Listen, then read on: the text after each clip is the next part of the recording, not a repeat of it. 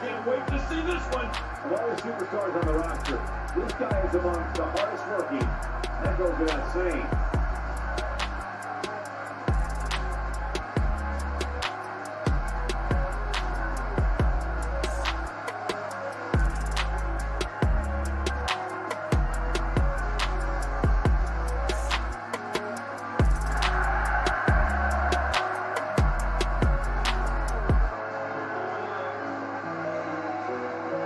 Definitely shout out to Don Chaos. We know you got our back, and we got your back too, man. Denver, Colorado all day, brother. We're definitely going to hook up with you.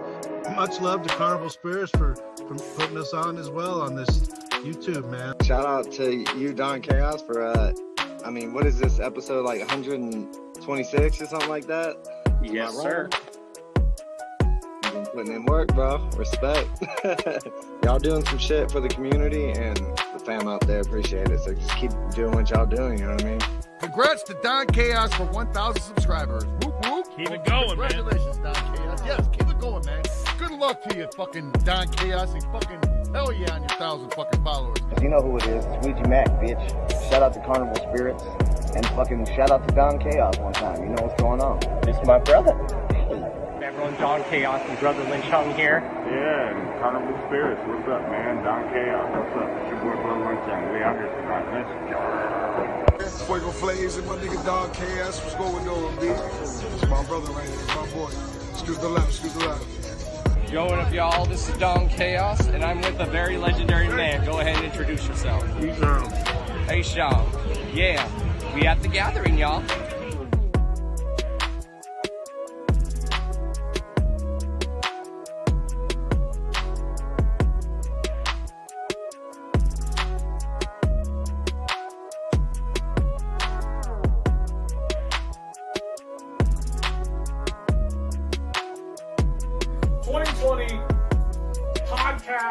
Radio show of the year.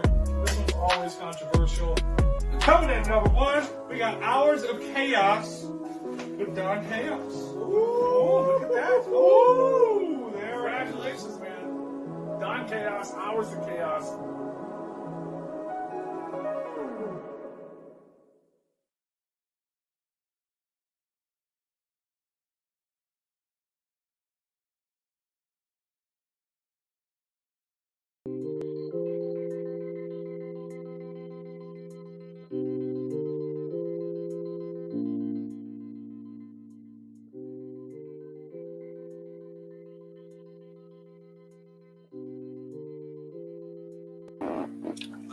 Yo, what is good, everyone? You already know who this is. This is Mr. D to the O to the N to the C to the H to the A to the O to the S. Your friendly neighborhood JUGGALO, the Karma Millionaire. If you don't know, now you know. And if you still don't know, chat, let him hear it.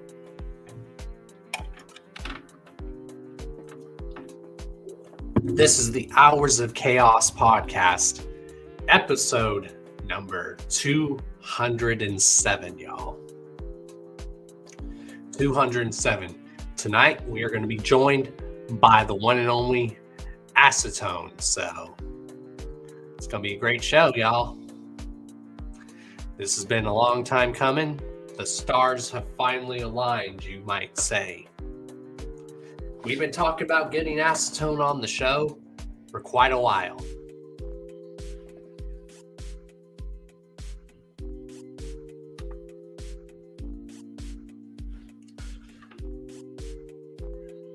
Let's say what's up to the chat. What's up, Shanzi? What is good, Charles Reeves?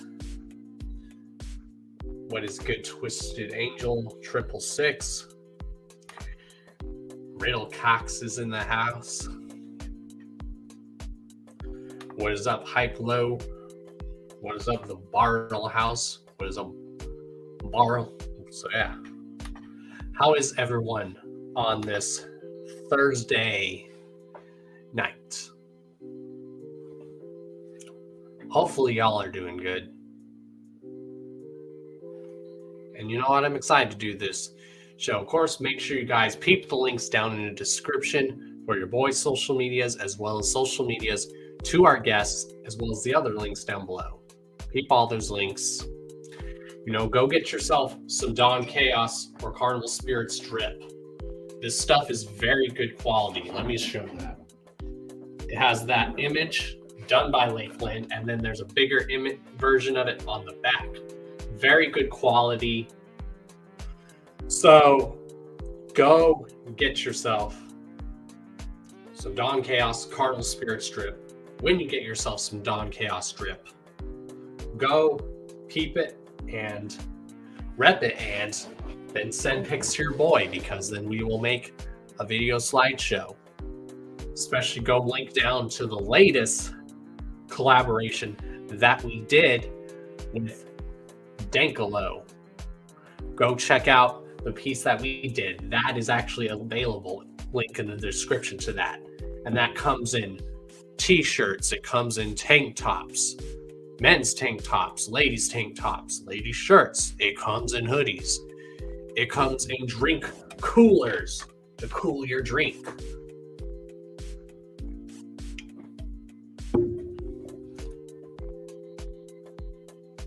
So much major announcements that have been dropped lately. There's definitely some major announcements being announced for your boy. We are now in the early stages of putting together Karma Fest. Now we're trying to figure out when we're gonna do Karma Fest. Do we want to have it in the summer? But then, since I live down here in Florida, I thought, you know what? Let's not have people have to deal with the crazy humidity of Florida down here in the summer. So when Karma Fest does happen, it's going to happen down here in the spring, or it's going to happen in the fall or winter when it's not so hot down here in Florida. Because the summers down here in Florida are hot. Like, it can get in the 70s, 80s, or 100s, and it is hot. Now, once it hits to being fall and winter and spring here, it will be like in the 70s or 80s, or sometimes 50s and 60s. The only difference is it's not super hot and humid like how it is in the summer. So if Karma Fest does happen, it's going to happen either in the fall, winter, or spring. Of course, right now it's officially spring break down here in Florida. I'm just saying here, chilling here.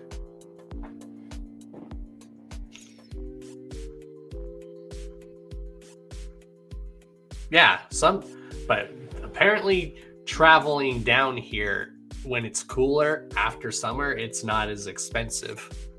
Shanzi, like, the price to come down here in like the fall and winter and spring is actually a lot better. At least in the winter and fall it is. And just all depends. But yeah. There's also, we have the Ouija Mac show coming down here next month, which I'm very excited for, which I'm actually been trying to get hosting abilities to host that event. So fingers crossed, y'all, because I said I was going to start hosting events because I want to do that.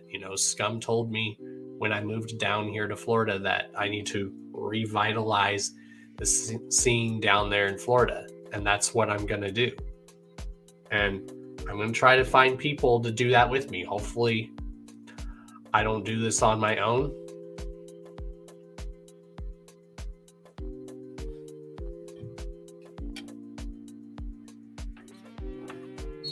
But I promised Scum I would revitalize the scene down here in Florida. And I think I have some people in mind to help me with that.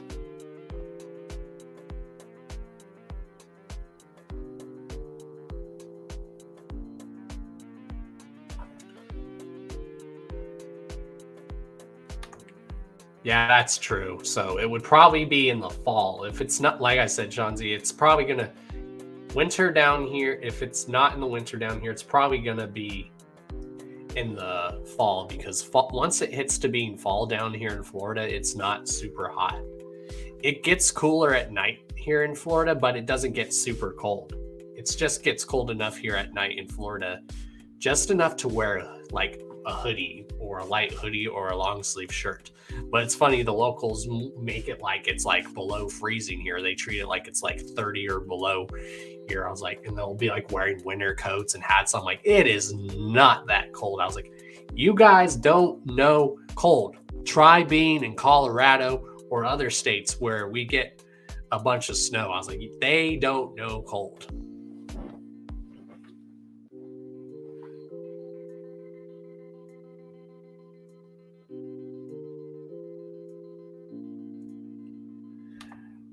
That's true. That's true. But the only reason why I was thinking winter, because, you know, winter down here in Florida is not super hot. That's why I'm amazed they've never thought about like even having a winter or fall gathering. Because especially down here, it's not super hot in the winter or fall down here. It's not super hot. There's actually great places to camp where they host music festivals down here in Florida, like in the inner parts of the state, because I like live in Central Florida. I live in the Tampa area, but I technically live in the central. I live in Central Florida, and I live on the Gulf of Mexico side of the state.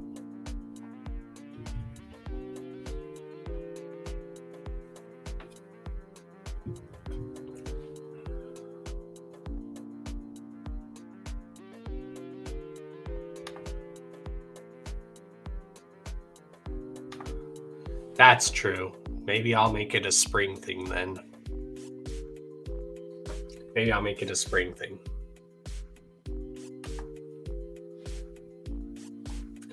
But surprisingly, it doesn't get cold down here in Florida in the winter.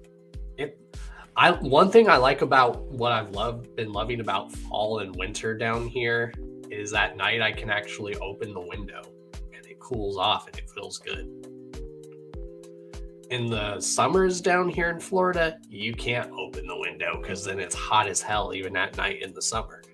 The good thing about winter down here in fall is it cools down a lot better. And in the spring. Like I said, it's just cold enough to wear a light hoodie or a long sleeve shirt and you can still be wearing shorts. I wear shorts all year round since I've been living down here. I wear shorts. I'm still wearing fucking flip-flops. But yeah, y'all, our guest is waiting in the green room. So everyone, please welcome to Doors of Chaos podcast, the one and only Acetone. Burr, burr, burr, burr. Yo, what's good, y'all? How's it going? How's it going, Don Chaos? Good. How about you? I'm doing well. How's my audio? Is my audio good? Should I hold it like this? Perfect. All right, hell yeah. Hell yeah, man. Thanks for having me on the show, you know? Yeah, like I told people, it's been a long time coming. We've actually been talking about having to get you on the show for quite a while. Yeah. And then, of course, last time I was supposed to be here, I ended up in Dallas, so I wasn't able to make it because, you know how it goes and stuff. Oh, yeah, I do. I'm excited to hear that you're revitalizing the scene in Florida. I used to live in Florida for a good little year of my life. Yeah, because I used to be told that the Juggalo scene from 99 to 2012 was lit down here. Yeah, I lived there in 2005 and it was pretty tight. I lived around the St. Pete area and South Tampa area. I lived in South Tampa and then I lived in Apollo Beach, which is not really, it's like a richy area, but I was a kid, so I was living with someone else and shit. Yeah, I live in Lakeland, which is basically a suburb of Tampa. Yeah, that's pretty much how it was. Apollo Beach is like a suburb and shit. It's nice over there, though. I fuck with it. Yeah, I always told people if you want to swim where the water's not super cold, you swim on the Gulf side because it feels like tub water. If you want to swim where the water is colder, swim on the Atlantic side of the state. Yeah. Wow, bro. So what do you got going on down there in Florida as far as getting shit popping? You got anything planned? Well, I'm planning on going to the Ouija show next month, and I did mention earlier that I'm trying to get a guest host thing there, so hopefully we can make that happen. Yeah, that'd be tight. I'll be at that Ouija show, the one in Tampa. Hell yeah, because it only takes it says Tampa's 40 minutes away from me, but when you take the highway, it only feels like 30 minutes or less, which is good. Yeah. Hell yeah. Is it do you have to cross that ocean? I remember there's like a freeway, like a highway that goes across the ocean kind of thing. Oh yeah, I've drove across a few bridges like that since I've been living down here. When I went to Clearwater, that's like one of my favorite beaches here. Clearwater is beautiful. Oh yeah, that's right, like right near Tampa also, right? It's like it's close. considered a suburb. I think I don't know where the aquarium is, but I went to an aquarium out there when I was younger. I think it was in Clearwater. It might have been just in Tampa. That was tight. Yeah, there's a lot of wrestlers I noticed that live down here in Florida. Like John Cena apparently lives in Winter Haven, which is only like 20 minutes away from me. It's crazy. That's tight. I didn't even know John Cena was from Florida, or maybe he's not, but I didn't know he lived there. That's tight. Yeah, like everyone's like, oh, have you been to the WWE Performance Center in Orlando? I'm like, not yet. I want to. Hell yeah. How big is that? I've watched footage and it looks awesome. Like that's where they have a lot of their NXT shows, and anyone that knows NXT is fucking lit. Yeah, NXT is pretty tight. I fuck with it. Yeah. So how long you been in Florida? I've in May coming up, I will have been down here for a full year, and it doesn't feel like it. Oh shit! So you just barely got there. Barely. That's cool. Straight from Denver? You came from Denver, or did you live somewhere else besides that? I was living in Denver. I'm originally from Denver, and I made a post of when I first moved down here. I went from living straight in the mountains now in the swamps. Yeah, hell yeah, Mile High, bro. Where you get drunker faster, more drunk faster. Yeah, my homies used to always tell me, like when they would be visiting Colorado, they'd be like, dude, how do you live in this air? I'm like, because I grew up in it. Yeah. I like it. I liked they used to have these, I don't know, they probably still have them, but like beer, because Coors is like from Denver and shit. Coors Light. Yeah, my uncle used to actually work for him. Yeah, that's tight. They had these beer tours and weed tours and shit, like a bus that would go to all the like spots and smoke and shit and drink. Mm-hmm. Those things are tight. And apparently it's on the ballot down here in Florida, like to legalize weed, because right now it's just medical, and that's what I use it for. Yeah, hell yes. How long has it been medical?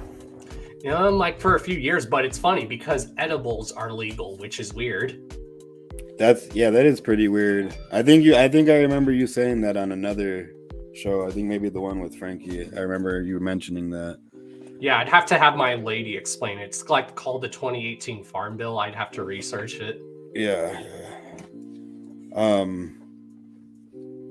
Are there any like are you gathering this year? I really hope I can, because I missed last year and I really wanted to go last year. Yeah. You were like a part of Juggernaut before, right? At one point, yes. Yeah, I was as well. I'm no longer affiliated. No bad blood or anything. It's just not what I was on. Yeah, and I basically do my own thing and whatnot. Yeah. You won Podcast of the Year on Replicon Radio last year? It was the year in 2021. 2021, that's nice. Hell yeah. And everyone says it's kind of about time I won that, because every year I was always on the ballot and I never ended up winning until that year. Yeah. Yeah, hell yeah. You got your props. You got your props on there. That's fun. Did they send you a little dinosaur thing? Yep, it's made of glass. It's actually hanging up right there. Let's see. Yeah, it's like right there where I'm pointing. It's kind of hard to tell. Yeah, I think your mic's covering it. But yeah. Oh yeah, that's tight. I've seen them before though. Mm-hmm. Yeah, man. I'm excited for the gathering this year personally. I feel like it's gonna be a really fucking dope ass. I mean, they always are, but I feel like this year there's gonna be a lot of people I like seeing on stage and shit. Exactly, and I'm glad they're like now doing a lot of theme gatherings. Like my first gathering was 2018 when they were doing the whole Woopstock thing, and that was dope. Oh damn, that was your first one? Hell yeah, that was a good gathering. I was fucking super packed. There was a lot of people there, a lot of good acts. I remember seeing Hobson come back to the gathering, and that was cool. I'm not really a big Hobson fan, but it was cool seeing him back. I'm that way too. I'm like you. I may not like him as a person, but I will admit his live set is phenomenal. It was cool to watch. I mean, better than some other stuff. So exactly. My favorite. What was your favorite thing of that gathering? Favorite like either event or set or any kind of moment? Well, I definitely loved that Hell's Pit set. Oh yeah, oh yeah. I loved seeing King ISO perform for the first time. That dude is lit. I forgot did he do a solo set or was he with Tech? He actually did a solo set, and that night the set was really dope. It was him it was Ishan performing, King ISO, Hobson, and then Tech, and then ICP for the Hell's Pit show. I'm like, that's a good lineup. But he came back out, right? He came back out with Tech, I think. I'm pretty sure. I didn't see his solo set, but I seen Hobson. I was chilling like on the hill right there, so I seen most of it until Hell's Pit. Then I was in the crowd. Yeah, I took a whole glass bottle to my head during Tech's set, and I was still standing. Damn, that sucks, bro. I don't know what happened. Someone just randomly threw a glass bottle at me. At the Oklahoma gathering, that was the first time. Well, not the first time, but they did 2 ICP sets. One on Tuesday, and then one on whatever the fuck. I forgot how the days went, but they did one on the second day and one on the last day. But on the last day, the last ICP set of that gathering, Oklahoma, right as they're doing the ICP was doing their intro, and right as it made a big pop sound on the stage, it was a fucking Faygo bottle hit me fucking super hard, busted my lip all open, and then they started singing, bro, and I was just fucking just going, bro, fucking rapping, singing the songs and shit. That's how I am. I was like, you're gonna get battle scars at these shows, but it's worth it. My friend went to his first show and he got a Faygo bottle thrown at him. He chipped his tooth and he still had fun. Hell yeah. I fucked my tooth up that year. I'm pretty sure my shit was busted up. Whoop Conda said I got that same hat. I believe I seen a picture of either you or someone you were with wearing this hat on Facebook, at the gathering last year. I didn't see you at the gathering in person wearing this because I would have fucking been so hyped about it. Oh yeah. But yeah, man, I'm excited to go back to Florida and hang out with the fellas. That shit's gonna be tight. It should be a packed show. I've never been to that venue or anything. Neither have I. I went to this one show in Orlando, but I don't remember what it was called. But the venue looked like a tiki bar, so outside it was awesome. Hell yeah. And Florida's got some really good food. I learned moving down here that a lot of my favorite food is Southern food. A lot of my favorite food is originated from the South. I'm like, that's weird.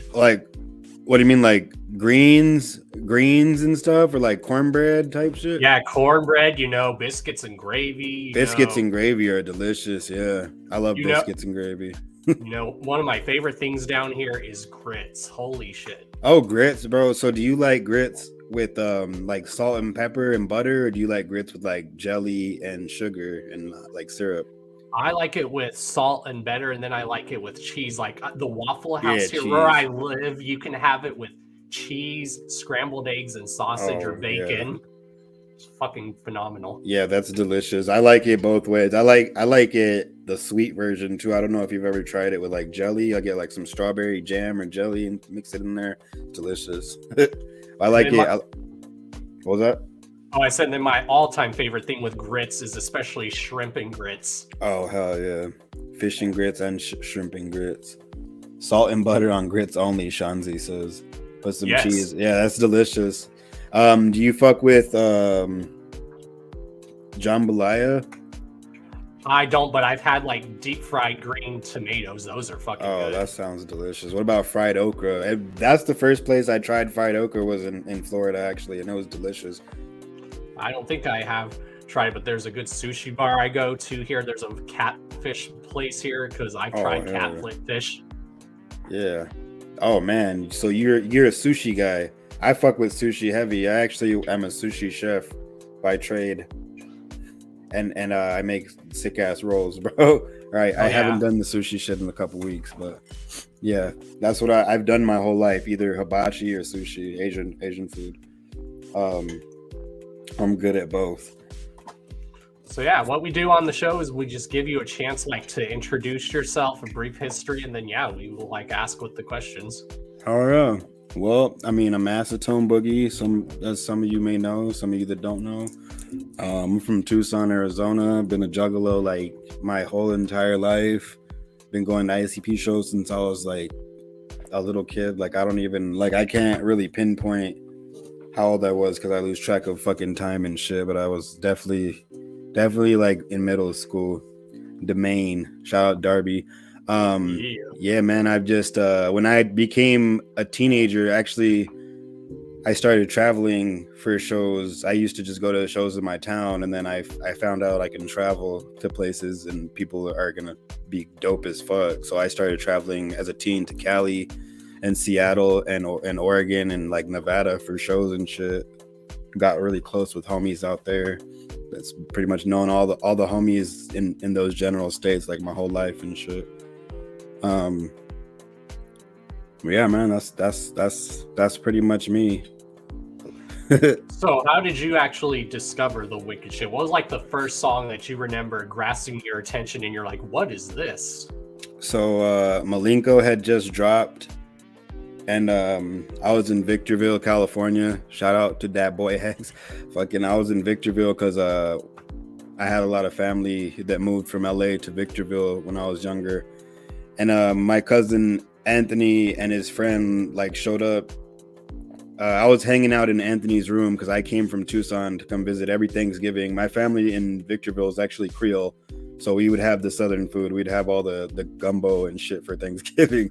And it was Thanksgiving, like a couple days before Thanksgiving, and I showed up like excited to see my cousin because I was like, he wasn't like a juggalo before, but like I always was excited to see that cousin. So I got there, I'm chilling in his room, I'm playing his Super Nintendo, waiting for him to show up. He shows up because he just copped Malenko and shit because it just dropped, and he was a juggalo at this point, and I hadn't seen him in like 2 or 3 years. And he's like, yo, you gotta listen to this shit. And fucking and then I'm pretty sure, I mean, the first song I heard was the Piggy Pie song. And it was tight. It was dope. I don't really remember the year, but I was a little ass kid, and it kind of like took a hold of me. And I remember seeing a picture of the Ringmaster in the booklet, I think, because they had all the 6 Jokers cards on the bottom. I'm pretty sure. And so well, not all 6 of them. I had the ones out so far. And I got home back to Tucson, and I'm at Best Buy, and the Ringmaster was just right there. Boom. And I grabbed it, and then I grabbed Twista's album, not Twisted or Twisted Insane, Twista's album, Adrenaline Rush, and then classic album. Yeah, and then Papa Roach's Infect, I think it is, those 3 albums. Oh, and I think I grabbed Chocolate. This might have been later actually, but I want to say Chocolate Star, whatever the fuck, the Limp Bizkit album, Chocolate Starfish. That album is classic. Yeah, that shit's front to back. Of like chocolate covered starfish and hot dog water, whatever the fuck it's called. That was a good album. I grabbed all those, and I Ringmaster was like what got me through life for a little bit. And I just started digging into everything, bro. It's like it happened like same shit that happens to everybody, I guess. Hell yeah. A lot of people don't know that Limp Bizkit's actually from here in Florida. They're like from Jacksonville. Yeah, I didn't know that either. That's tight. I thought like Fred Durst was from Philly at least. Yeah, he's probably from there, but I think they started in like Jacksonville from what I remember. Oh yeah. Whoop Conda said, I was a bartender for 13 years. We should open a sushi bar, sushi /bar at the Gathering one year. That'd be That's tight, awesome. but I don't. That's a good idea, but I don't know how well sushi would fare in the weathers and elements out there. You'd have to like eat that Exactly. shit. The chocolate starfish and hot dog flavored water. That's what it is. My bad. I'm so stupid. Yeah, that album is like classic. Like a lot of the music I could tell people that I was listening to when I was growing up was a lot of old school gangster rap, ICP, Rob Zombie, and then Limp Bizkit was part of that too. Rob Zombie, yeah. Limp Bizkit, Papa Roach for me, the first album. And then I know not a lot of people like Linkin Park, but I was super into Linkin Park when I was a kid, like their first few albums. I love Linkin Park. Yeah, Linkin Park. Old school Linkin Park. Yeah, they do. Hybrid. Old school Linkin Park helped me get through a lot. Yeah, R.I.P. Chester, bro. Chester Bennington. Yeah, Hybrid Theory was tight, and then their Reanimation album was pretty tight. It was cool seeing the Executioners. I mean, I didn't really like. Peace to my dude. Yo, shout out to Speak Your Clout podcast, aka Mikey, Big Mikey, OG Jug in the building. Just for the parking lot. That'd be a good idea though, Wakanda. I'm not shitting on the idea. Yeah, Linkin Park, Hybrid Theory. What was I saying? Oh yeah, Executioners. That was tight that they got booked at the Gathering. Oh yeah. Yep. And what was actually your first show that you remember going to in general growing up? Either Hell's Pit or Black Rain, whichever one was first. I don't remember which one was first. Black Rain was fucking tight though. That was like the most memorable show. Shortly before, I don't even know. They went to the Man's Myth tour when I was a kid too, and I was like on house arrest. I fucking cut my ankle monitor off and ran away from home to go to fucking Twisted and watch fucking Man's Myth and shit. It was tight. It was good memories.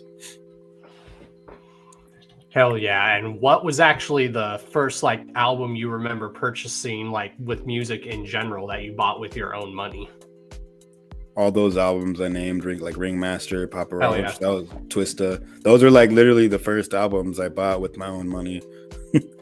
not when they dropped, obviously, but after that, like I started, like I got Hell's Pit the day it came out. I got Black Rain the day it came out. I got Chainsmoker the day it came out.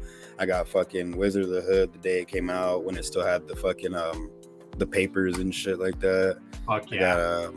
I didn't get Fatso the day it came out. I don't know why. And then I remember they did some tour too where they were doing the fucking Earth 2 version. I didn't get that either. Yeah, man, I got Calm the day it came out. You coming to the Gathering, Donkey? Oh, someone else. I'm gonna try to come if I can get my finances in order. The only reason why I didn't last year because I recently moved down here to Florida, and when I transferred to my job down here, they really fucked me over. Oh yeah, I feel it. I mean, it's not really, life is always more important than the Gathering. The Gathering's awesome as fuck though. Oh yeah. Yeah, man. Well, everyone's been saying Don should come to the Gathering so he can host stuff. I'm like, let's make it happen. Yeah, man. And host a stage, even throw an event, fucking work something out so you get an Hours of Chaos event where you got like all rappers you want to see perform on a stage and shit. That'd be tight. Little Hours of Chaos block. Yeah, and I know you've been following like me and Carnival Spirits for quite a while, and we really appreciate it. Man. Yeah, I've followed you and Carnival Spirits for good. Y'all like I want to say around like, were you guys around 2016? You guys were around then, yeah. We've been around since 2011-12, so we've been around for like a decade. Yeah. I think I've followed y'all forever, but I think 2016 is where I really started paying a lot more attention to everybody and shit. Y'all kill it for sure. Hell yeah, because we're trying Scotty, to preserve Scotty this is with culture. y'all, right? And Scotty and Beastmaster. Yes, they are. Jiggy Fresh said Team MUJ Informed Juggalos beer share is gonna go crazy this year. Hell yeah. I don't know what I don't know if we're gonna try and keep stuff under wraps about it or if I should share a little bit, but last year we did a beer share congrats on that J-Day show. Thank you. We did a beer share at the gathering last year next to Blunt Man's booth, and it was pretty fun. Looking forward to seeing more acetone art. Hell yeah, I just got home from doing acetone art, but it was on the street on a wall. Yeah. I love graffiti art. Yeah, I fucking love it. It consumes my life sometimes. Yeah, so we're gonna do a beer share again this year, but we're gonna try and get it fucking stamped by Rob, possibly, hopefully, by Jump Steady, possibly, and get like a nice little setup for us going. I like craft beer. I don't know if you're into craft beer at all, but I like craft beer. The homie Mike Cole, I'm sure you know him. A lot of people know him. He works at a brewery, and they make like delicious fucking versions of beer that you'd never expect to happen. Like he had an Ecto Cooler. That one's actually back in stock. Like you remember the old Ecto Cooler juices? So they turned that into like an alcoholic beer, and it's fucking fire as hell. It's just good. Luckily, he's gonna hold some of them for the gathering this year too, because he didn't know they'd be good still, but they are. Hell yeah. Yeah. And what was the music you remember like hearing a lot growing up, like that you got into prior to getting into your own music? Like I know all of us growing up, we would like listen to what our parents did. Like me growing up, it was old like rock that my family listened to. Yeah, hell yeah. So I didn't really have my pops growing up, but for the little time that he was there, he would listen to like Leonard Skinner and fucking like Guns N' Roses and shit like that, Poison and shit like that.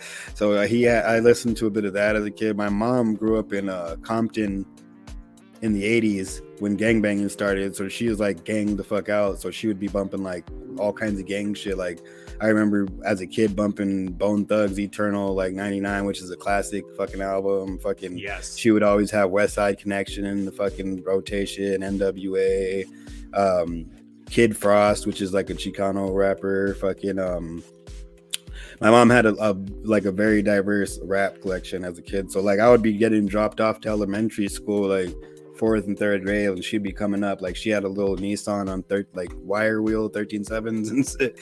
And she was pretty ganged out. But yeah, that's what I grew up on like that, like West Coast gangster rap, and then a little bit of like rockish type shit.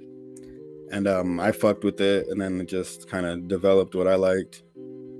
I took what I liked out of each thing and fucking just started, listening to different shit. And that's like me. I just like love music in general, because music has always been a big part of my life. Like music, I can say, is one of those things that has really helped me through a lot. Yeah, when I was younger, I missed out on a lot because of my mind. I mean, I'm sure a lot of people were like this, it was like, fuck the mainstream, I'm not listening to anything on the radio type shit.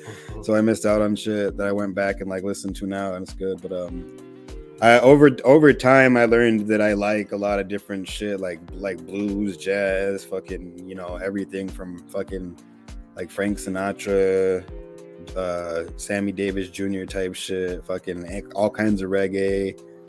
I like ska. I even like some EDM. I like Excision and shit like that. Excision go hard. Fucking oh yeah, I heard he's so dope live. Yeah.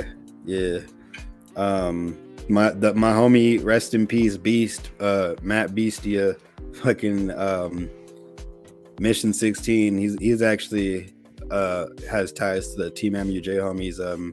He actually put me on to Flostradamus, and that's what really got me into like checking out more EDM and shit like that. Not EDM, but like that type of music. He was hella big on Flostradamus. Oh yeah, and how did you actually come up with your like name Acetone, and did you go by other names before you stuck with the name that you have now? So I was given the name from my brother. He actually just like looked up what acetone was and then what butane was. His name's Butane. My street brother, like we've known each other since we were little kids. We're not like biological brothers, but he looked up, like he called me up one day and he's like, yo bro, you got to start calling yourself Acetone. I was like, okay. And he was like, and then we started tagging like at a young age, like little kids. So that was my name to tag, was Acetone. and it just stuck with me for a little while. I tried to change it to like some stupid shit, bro. It don't even matter. But it couldn't, like, everyone was just like, nah, bro, you're acetone. So it just stuck with me forever since about 2004-ish is when that happened. Oh yeah. And how long have you actually been writing music? Since about like 2004 and shit. I actually started rapping when I went to live in Florida because I wasn't around my friends anymore. I didn't know anybody. I was isolated by myself. I started getting really big into this shit called Cryptic Radio Online. I don't know if you remember that. Cryptic Radio Online and like kitchen sink and shit. I actually became one of the DJs, the Winamp DJs on Cryptic Radio Online, along with the homies Walt Liquor and like a bunch of old school heads. And this was around the time Loki was dropping the house and shit like that. And I got drunk and freestyled on air, and it was ass as hell. But people were like feeling it. They're like, yo, you should start rapping. And then from there, it just kind of, I started going on SoundClick, getting SoundClick beats, not SoundCloud, SoundClick. It's the older thing. And fucking, I would put my music on there. And the first song I recorded was like on a Talk Boy, like one of those from Home Alone. I don't know if you remember those gray little things that change your voice. I recorded my first verse on one of those.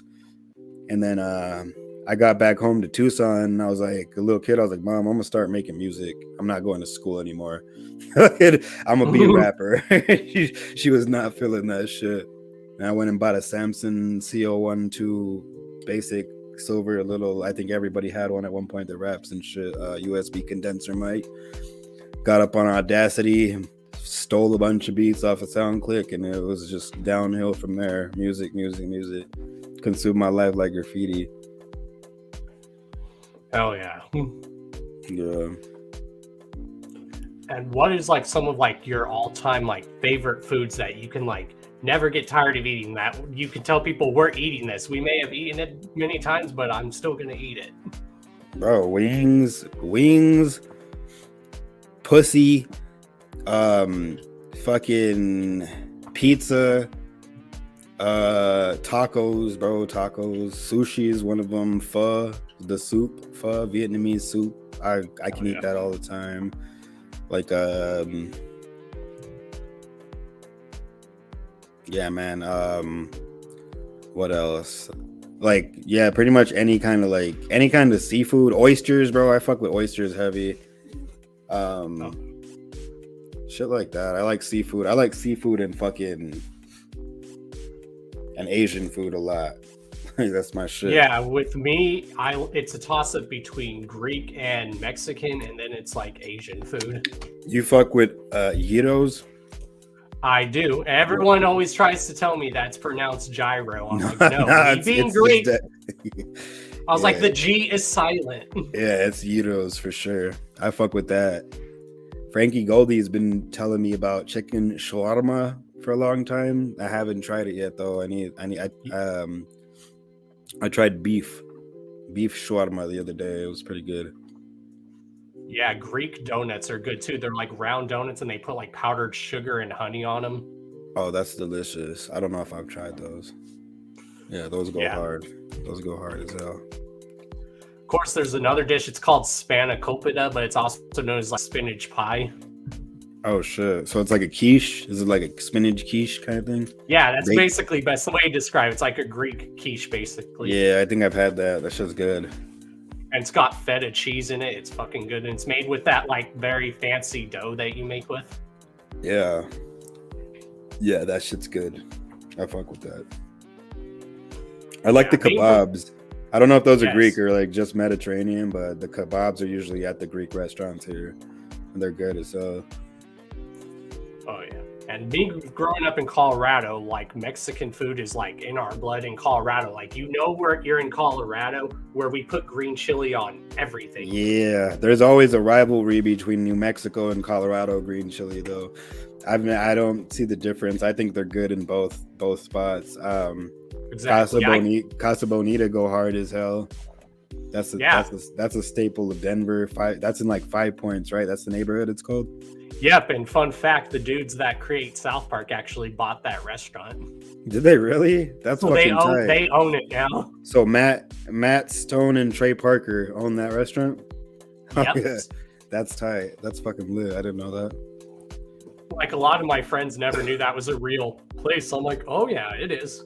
Wee Man owns a taco spot in Cali, a couple of them, 2 of them I think. They're called Mas Tacos or some shit. Or nice. Pink Taco, some weird shit, but yeah, Wee Man owns a tight ass taco spot.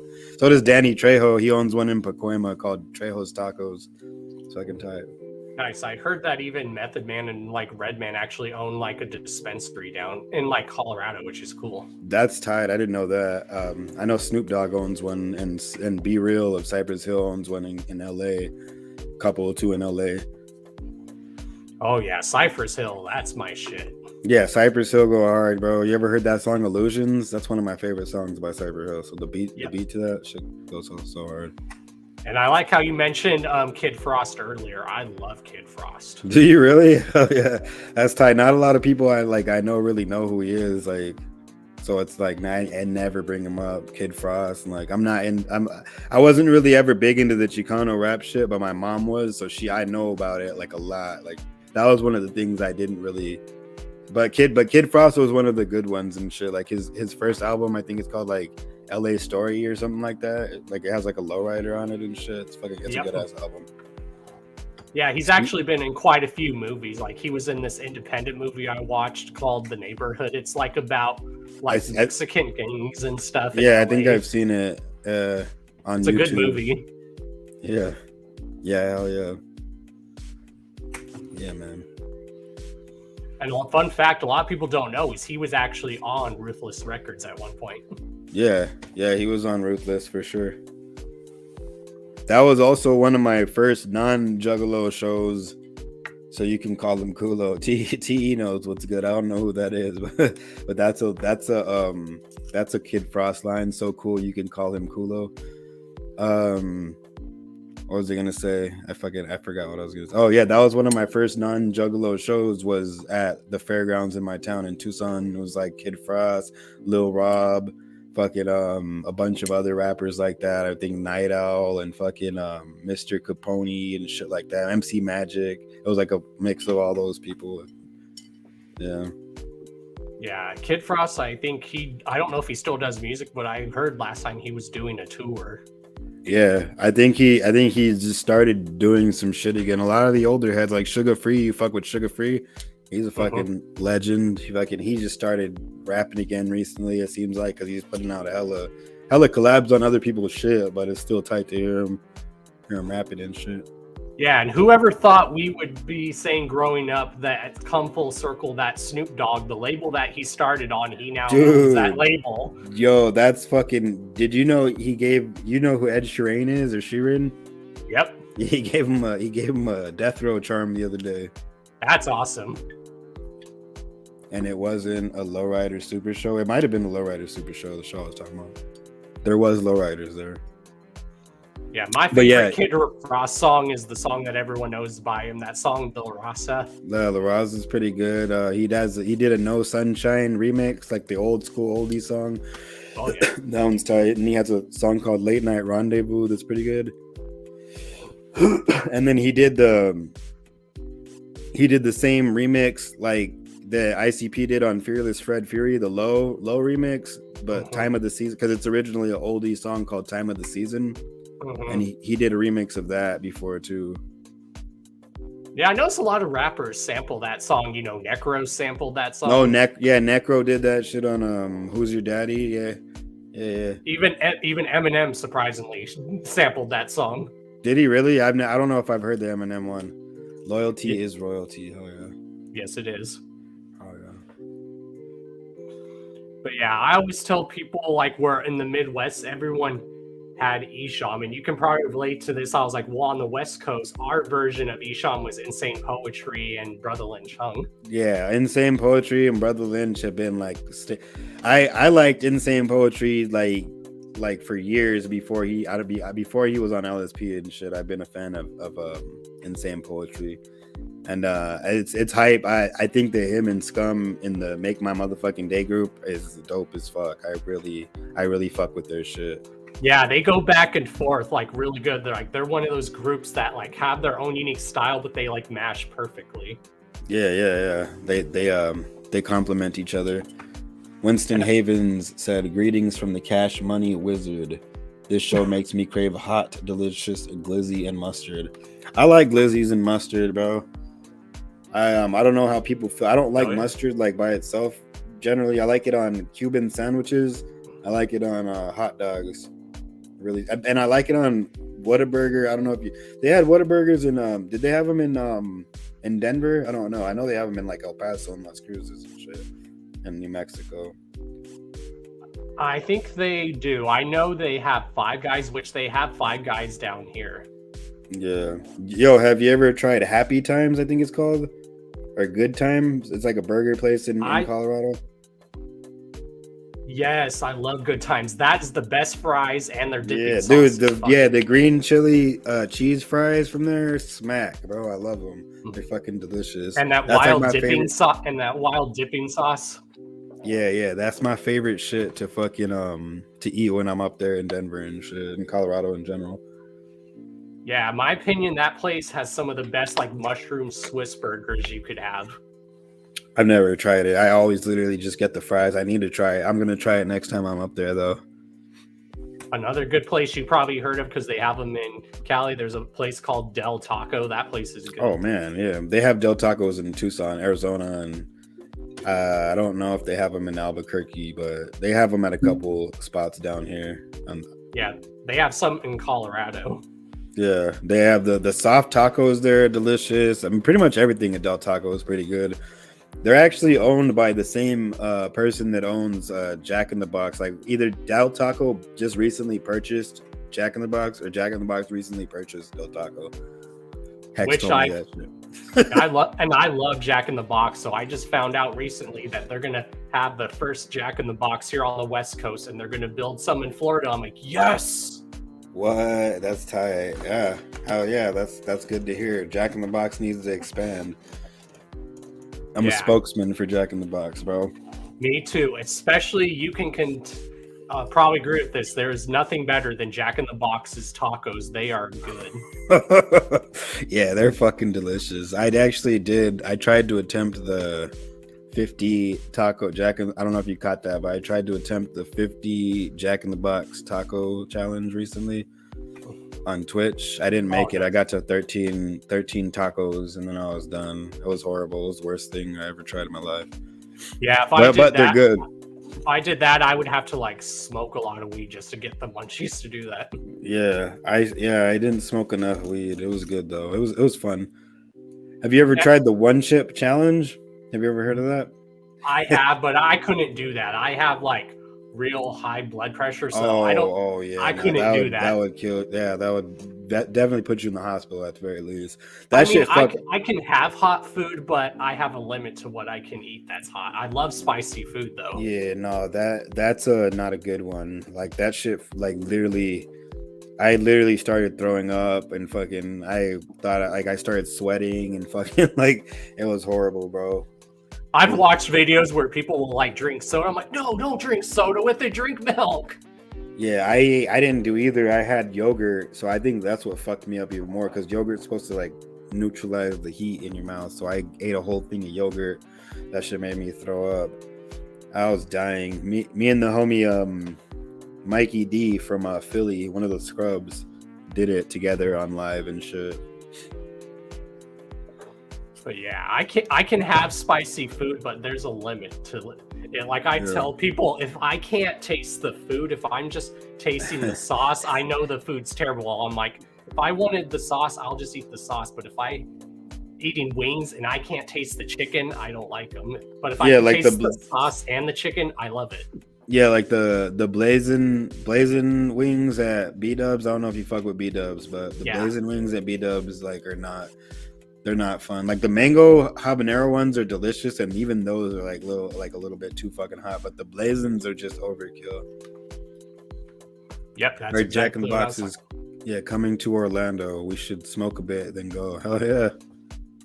I definitely will. Like I said, I heard they're building ones even here, like in the Tampa area. That's tight. That's fucking hella tight. Oh yeah. But I'm not too far from Orlando. Orlando's only like a half an hour drive. Like where I'm at, I'm literally like right smack in the middle between Tampa and Orlando. Damn, that's lit. Oh yeah. Like Central Florida is the best part. I think Central Florida and the Tampa side is like the best part to live in because there's a lot to do on that side of the state. Yeah, yeah. The downtown areas really go hard. Like at night. On the weekends and shit. Yeah. But yeah, when you come down here for the Ouija show, we'll definitely kick it, and I'll maybe try to. I'll see if me and the missus want to take you to that sushi joint here in town. That's good. Oh, bet, yeah. If you guys want to do that, we can do that for sure. There's also a good like all you can eat Southern place, so it's all. Oh, bro, that's delicious. So, and then you can have breakfast there, so you can get all you can eat biscuits and gravy. Yeah, that's fucking tight. Yeah. I was definitely planning on eating something down there. Yo, I don't know if you've heard of this spot in Orlando. It's called Super Saiyan, and it's a ramen bar, but like themed like Dragon Ball Z and shit. Oh, I love Dragon Ball Z. Yeah, it's fucking. I want to go. I'm not gonna go on this trip, but I want to head to Florida for an Orlando trip specifically to go to that spot. Oh yeah, I've never tried an actual ramen restaurant. I never have either. I always. My bad. I didn't mean to cut you off. Oh, you're good. I was just gonna say I always see them and then like I want to, and then I end up being like, you know, I could just fucking make ramen at home really tight. So I don't know. Like I always just don't do it, but I want to. That one I really want to go to, soup, because it's Dragon Ball Z themed, bro. Oh yeah. I would love that. They even have a Naruto themed ramen shop. I'm like, fuck yeah. Out there in Tampa or what? I don't know where it's at, but it's like a Naruto thing, and that's why I always crave ramen is watching Naruto. I'm like, oh my god. Yeah. What did Wakanda said we should get somebody to boof the one chip? I wouldn't wish that on anybody. I would not wish the boofing of the one chip. It's like, do you really want someone to have to be stuck in the bathroom the whole gathering? Yeah. Could have went to the Walmart and copped all the swag. I should have. Oh, I really wish the Wakanda Forever movie was better. Yeah, I feel that. I mean, I didn't think it was that bad, but it did make me emotional watching it. I like movies that make me emotional, like because it was good. Like it was like there was like some emotional spots, or like it was emotional. Yes, like the story was emotional, like how they fit in, like what they fit in, what happened to like the Black Panther's character. It hits you in the feels. Yeah, man, I like shit like that. I fuck with that. I always talk about the movie Alpha Dog, bro. I don't know if you've ever seen that, but that's like an emotional ass movie at the end. Have you seen it? I haven't, but one of the few movies that gets me very emotional is What Dreams May Come with Robin Williams. Oh, bro, yeah. That movie is fucking tight, too. Anything with Robin Williams, and I tell people, yes, he's funny, but when he's in those feel-good movies, he knows how to hit you in the heart. You seen Jack? I think, is Jack the one where he's a doctor? That's where he's like a grown man, but he's like a little kid in a grown man's body. Yeah. Oh yeah. That's Jack. Do you know the one where he's like a fucking doctor? What is it? That's Patch called Adams? Yeah, Patch Adams, and he's like curing like sick kids that are dying through the power of laughter, which is nice. Yeah, that's a nice one. Let me see. DC Fago guy said, I like movies that make me cry like a little girl so that I have to shake it off in my. Yeah, I really like when movies get me like that. Like Jiggy said, where they smoked the little homie and Alpha Dog. Alpha Dog's tight because they play Tech 9 songs. Like they play Night and Day and Caribou Lou in that movie, and they threw me off guard and shit. But yeah, they like kidnap. I don't want to give off the whole movie, but the end of it is fucking sad as hell because it's unnecessary, and it's a true story is what makes it even more sad. Like that shit actually happened and shit. Yeah, a lot of those movies that are based on true stories, like especially if it's a sad movie, it makes me cry. And then the horror movies that fuck with me the most are the ones that are inspired by true events. Yeah. What do you have one in mind? Like what can I think of?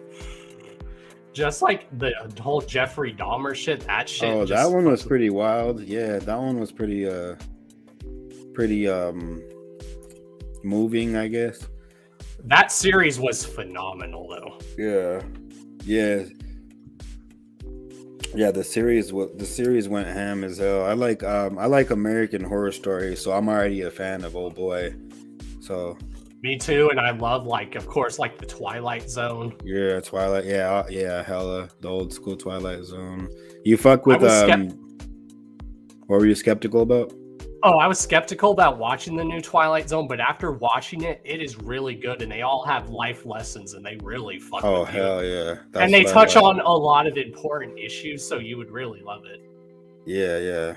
Fuck yeah. You ever fuck with Channel Zero? Yes. That shit's hard. I like that. I like Channel Zero, and then there was another one that was on the same channel, I don't know if Channel Zero was on Hulu or whatever, but there was another thing similar to Channel Zero on Hulu. I forget what it's called. I'll probably remember. Yeah, I always tell people whenever I'm dealing with seeing drama, I was like, okay, if I want to deal with drama, I'm just gonna put on a TV show. I'm like, I'll put on Sons of Anarchy or The Sopranos. Sopranos goes hard. Sons of Anarchy goes hard. The Mayans goes pretty hard. Yeah, I started watching that. You ever fuck with Ozarks?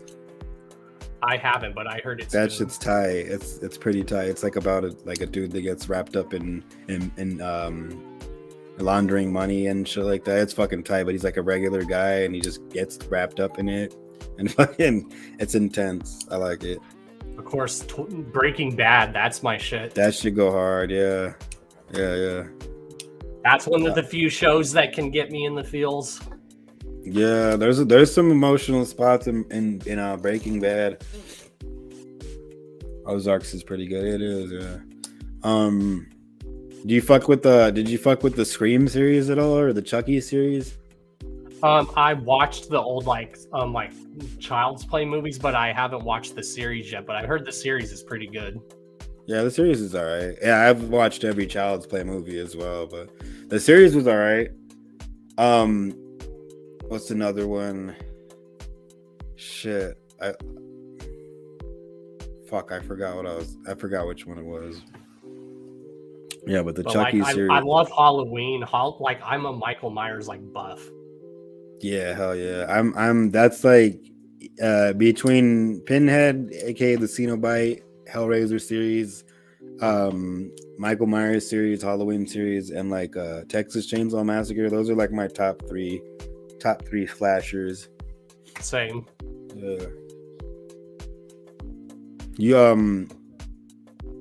You fuck with psychological thrillers at all? I do. I was watching that movie Smile that came out. Dude, that movie fucked with me. I'm like, that shit was low key really creepy, bro. Yeah. Have you ever heard of Love in the 4-5? I haven't. It's with Tim Bellows. I don't know if you know who that is, but it's with that guy, and it's with the dude from Dazed and Confused, the dude that's a stoner dude with the long hair.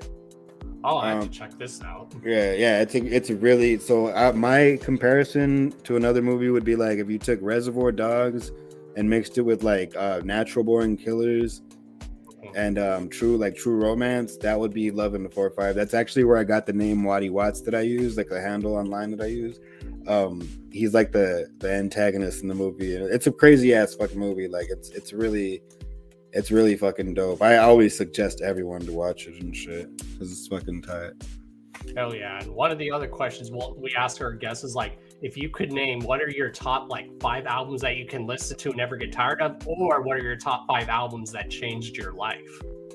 Okay, I can do both of those. So top 5 albums I can listen to all the time and never get tired of them. Definitely You know, this is gonna sound weird, but like Juice World's the last album he made before he died, with like, it has a song called Conversations with the Devil and like Come and Go. Like that last one he made, that one I can listen to fucking hella.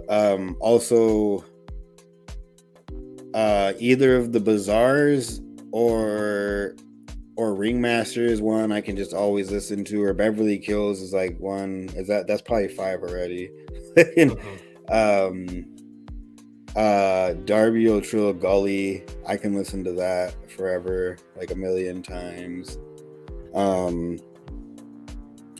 I really like let's see, I really like Devereaux's Another Day in Hell, the shit he dropped at the Gathering. That shit fucking, I listen to that often. Oh yeah. What else? It's like top 5 albums that changed my life. Definitely Wizard of the Hood. Surprisingly, I know it's like a comical concept album, but Wizard of the Hood changed my life. Like it was at a time in life where I fucking really needed it, I guess. And fucking that one. Let's see, Esham's A1 Yola changed my life a little bit. I fucking really got on my fuck shit when I started listening to that. Let's see. Did I see live? Which one?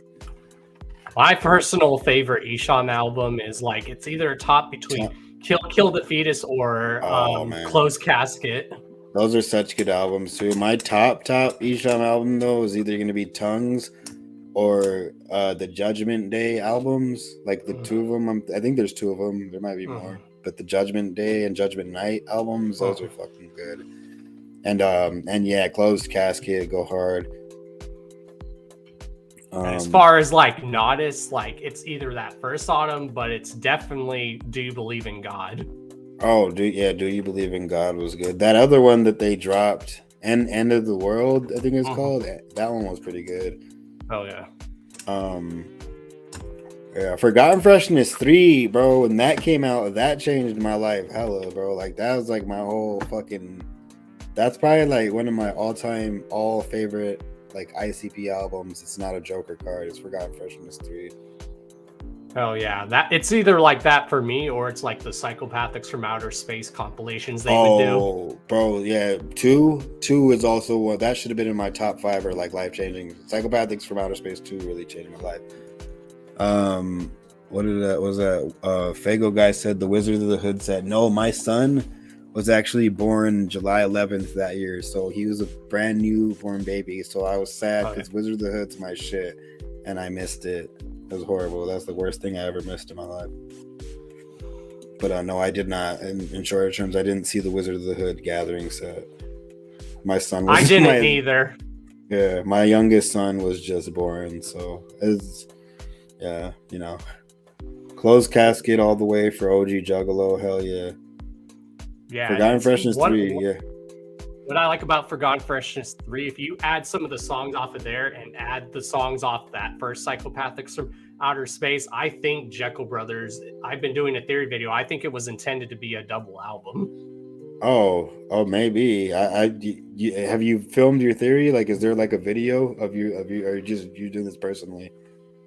I did do it. It's actually on Carnival Spirits. Oh shit! I haven't seen it. I gotta check that out because that's something I'd like to see. It's like me doing what if scenarios and saying my own theory. Like, what if this happened? What if that would happen? And it's trying to get topic of discussion going back in the YouTube Juggalo community. Hell yeah! My boy Harry did that with the Yum Yum Bedlam and like Yum Yum Lure album, and then the Yum Yum Bedlam and Yum Yum Lure album. He like mixed the songs that he thought should have been like how the album went off of both of them and shit. It's a pretty nice mix.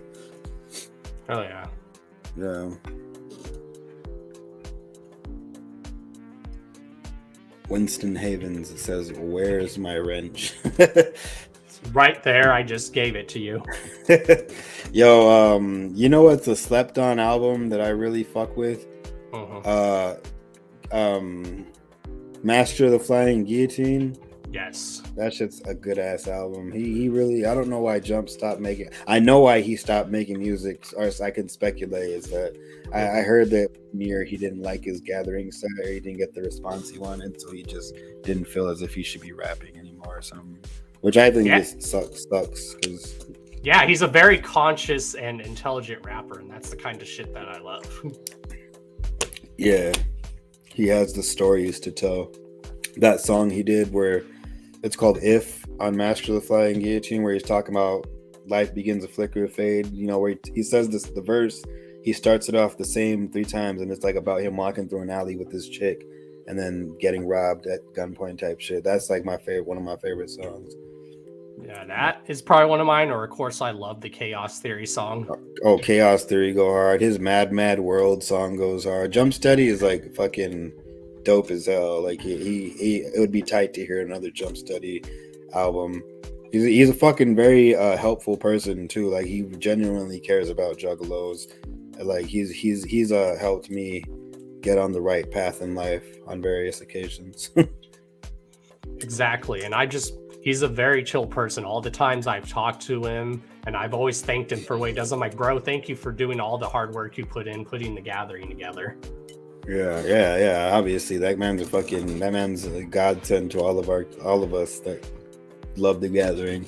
Admittedly, I don't listen to either of Jump Steady's albums often. Not a lot of people do. It's not like really. I feel like it's like you have to like really like Jump to fucking like listen to him like that. Whoop whoop to Miss Jinx, my fam, my gang. Jump Steady is the Gathering. That's true, Whoopkanda. Yeah. Misery go hard too. I like Misery. Yeah, shout outs to Spanish Side. Those are my dudes. Yeah, hell yeah. Trey's the boy. Trey's the boy for sure. Fuego's the boy. Fuego Flames is the boy. They're down. You know what else is tight by Jump Steady? His spoken word album. I don't know if you heard that. The Tales of the Road. Yes, I love that. I love listening. When I drive like long distances, I always throw that on at some point and just let it play. I like hearing a story about him traveling to Chicago with the gang, or like the story where they're talking about where they tried to do a seance in the Lotus Pod and shit. I wish they would do more stuff like that, because I love listening to audiobooks. That takes me back to when you used to listen to audiobooks on tape when we were kids. Yeah. I like the audiobooks. The Behind the Paint audiobook is all right too. It's a little different than the book, in my opinion, but the Jump Steady audiobook, that shit goes hard. Tales from the Road. Do you think it's only a matter of time before we get a Behind the Paint book? I mean, I don't see why. A book? I mean, everyone's been saying they could see it being a series. Like a new one? Yeah, like it being like a bio series, like now ICP, but it would be called Behind the Paint. Like a book or an audiobook? I could see it like being like a bio movie, like straight out. A movie, like a bio movie, like a movie type thing. That should be tight. That should be something. I mean, they were supposed to do that documentary about John Kick Jazz. I don't know whatever happened to that, but they should do a fucking. Which I hope that's still gonna happen. Yeah, I'm sure it's in the vault, because you see Jay lately like releasing some. Like he just released that new track that was from The Shining that he never released before. I don't know if you caught that, but he just recently released some track that was supposed to be on The Shining, and it's a good track. Yeah, and I know for a while on their like Patreon and their Twitch, they said they want to go back and record like classic songs and like make those into music videos, like songs that should have been a music video back in the day. Yeah, and with the incredible fucking effects they can put in them now, that should be dope as hell. Yeah, like I'm amazed Dead End was never a video with Ice-T. I could have seen that been a music video back in the day. Yeah, hell yeah. Gotta go, much clown love, much motherfucking wicked clown love. Been saying there needs to be a storyline for Wizards of the Hood and actual movies. That would be dope, bro. Wizard of the Hood. But then they wouldn't be able to do it. So they wouldn't be able to do it right now, obviously. Or do like those hood movies like Big Money Hustlers. Like, the inspiration from that was like those No Limit movies that they would do. Dude, you've seen like I'm About It. Yep. That shit's so hard. That's one of my favorite movies ever. And then the other ones are cool too. Like I Got the Hookup and like the other ones he did like he did a couple. Foolish, I think he did. But yeah, I think that a cross between like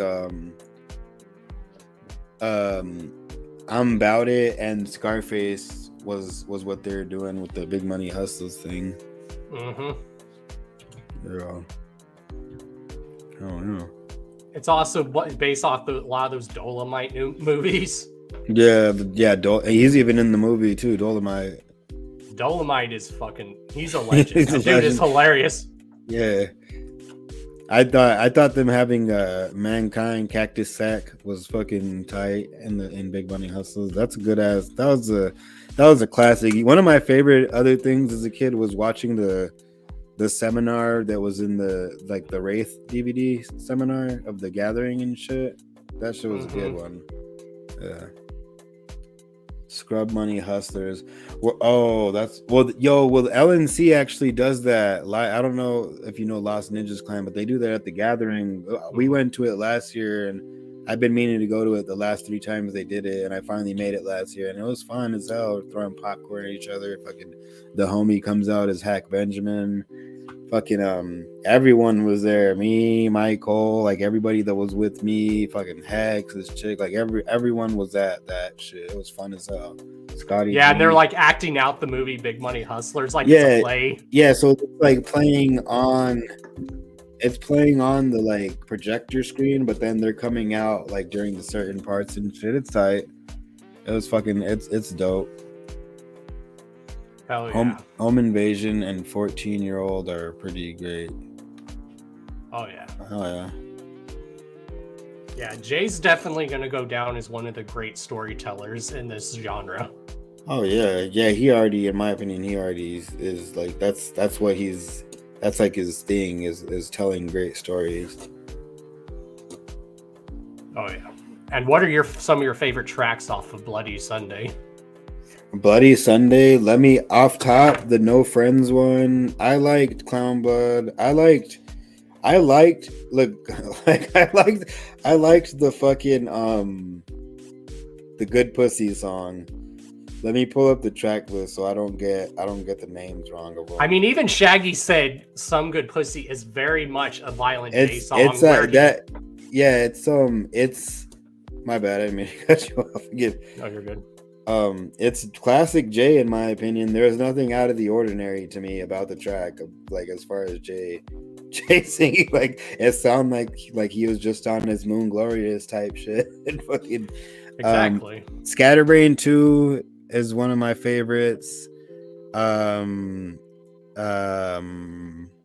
Good Pussy was fucking dope as fuck. Clown Blood, the Bloody Sunday title track was fucking good. I mean, the whole album's good, but those are some of my favorite. A Harrowing Time was super dope, and then No Friends. Those are like my favorites.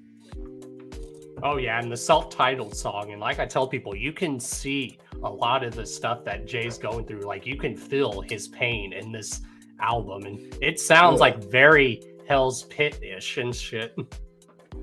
As to me, at times it seemed like just like they had Hell's Pit vibes, and then sometimes it had like fucking even Fearless Fred vibes and shit. Like exactly. Yeah, that's another really good album as far as the new deck or whatever, the second deck. Fearless Fred really fucking set it off for me. Exactly. So yeah, explain to us how Juggalo Day went. Like, tell us how that came about, and tell us the cool surprise that got to happen there. So, for a long couple months, actually, like since the last gathering, literally like as soon as the gathering, because of whatever reason, I don't know anything that goes on behind the doors at the Lotus Pod at the office, but you know, a lot of juggalos always speculate, and you know, shit gets around, and some of it is usually like accurate or semi-accurate. So last year at the gathering, you know, the vibe was just like it had a lot of feelings up in the air, and we're like the moment we left, we're like, yo, so if there's not gonna be a Juggalo Day next year, like we should all meet up still, like as if it's just Juggalo Day still, and do something like that's been on our list for a long time. Like, cause I've since like 2015, like Ringmaster Juggalo Day, ever since then, like I would always be like, yo, we should, or not since then, but when they moved it to Florida the next year, I think after they did St. Pete Juggalo Day, I was like, okay, so they're gonna keep on moving it, and we were just like speculating, like we speculated Vegas before anyone said anything, and like ended up being in Vegas, and that was hyped as fuck. And then everyone was just like, oh, we should go to New Orleans, and fucking it went and ended up in New Orleans and shit. And so like me and a couple of the homies and like lots of other juggalos always be like, oh, it should be here, here, there next time. And it's always, for me, it's been for a long time Dallas. Even when they did it in my hometown, I like that year I was even like, we should do it in Dallas, and before I even knew it was gonna be in my hometown. But wait, what was so the Dallas thing, so yeah, we all planned on meeting somewhere, and it's like everyone was like hitting each other up randomly every few weeks, like, so what's gonna happen if they're don't you talk about Vegas without mentioning Lord Goldie is the leader of fucking Vegas. Like, you can't check in without letting Goldie know you're there, or else he will let Siegfried and Freud know, and you don't want to get on their bad side. But yeah, so the Dallas thing came about as we were just all planning like yo, where are we gonna meet up if Juggalo Day don't go down? And we're like, Dallas was like one of the main spots, New Orleans was another main spot, and we're just like okay, let's do Dallas. I'm in Vegas right now. Are you dead ass, bro? Wow, this motherfucker. Damn. 175 the new rate. So we all planned to start going there. I made a joke flyer like saying ICP might show up, but it actually many people had talked about it, but myself and my homie John Paul from Chicago were like, he's like, I'm going for sure on these dates, and I was like, fuck it, and I was like, I'm going too, and I locked myself in. I got the hotels and shit, like I'll be there. And from there, Shank, fucking, I don't know if you know Shank from Philly or the Philly area. It's like, I just bought my ticket to Dallas too, and then the homie J Blood from Chicago was also like, yo, I just got a ticket too. I'm like, so everybody's coming. Then Mike Cole got a ticket, and from there I made a flyer, like jokingly, with us on it. Us, like, I'm the only rapper out of the group and shit, so the artist out of the group, so I fucking put like all of us on the flyer. It's a bunch of just people that don't make music and me on a flyer. It's like, oh, ICP might show up. From there, motherfuckers started hitting me up, like the homies started hitting me up like, yo, I want to set on that shit. And after someone said that, like, you're gonna come to Dallas, bro? And like, he's like, yeah, I'll come to fucking Dallas. So I started hitting up people I wanted to see on the show. I hit up Cheese House, I believe. I hit up everybody that was on the show. I hit up Risk from Arkansas. I hit up Shade, the little homie Shade. Oh yeah, that's my little bro, right? Yeah, that's my son, my Juggalo son right there. He's a head ass for sure. I hit up Will Gates. Will Gates is like, yo, I'm about to catch a bus. I'm like, do that shit up, dude. And he got down there, and so with that starting to come to fruition or whatever, fruition is it, whatever the word is. I started looking into a venue. I got a venue, so then I wanted to think of something really cool to do. So I got the theme like off Def Jam Vendetta. I did the Jug Jam Vendetta thing, so I wanted to do that so that I was able to. Classic game. Yeah. It's a fucking dope ass fucking game. So I wanted to release all the artists that we had coming in short like little bursts, which I did, like as if you're unlocking the fighters. And after the second one, someone got involved in the show, and they're like, yo, this person's coming, and it was two different people that were telling me this. And they're gonna come kick it at the show, but they're not rapping or well, Tom don't rap, but so one of them was Tom Wood and the other one was Violent J and shit, and I was like, okay, hell yeah, and I didn't think anything of it, but sure enough, Tom Wood showed up, and he showed up the night before, and we were all partying in Dallas, and then I got the confirmation that Jay was flew in the night before and shit, and he was coming to the show. And that's pretty much how it went down, bro. And it was amazing. Fucking album. So I was like self-conscious about the whole thing because it's like I didn't know, but I didn't know like if it was gonna do good, and then like, you know, I didn't know how many people were gonna be there, but yeah, I had the special guests locked in for about 3 weeks, and 3 or 4 weeks, and I didn't let anyone know till the night of the show and shit, you know.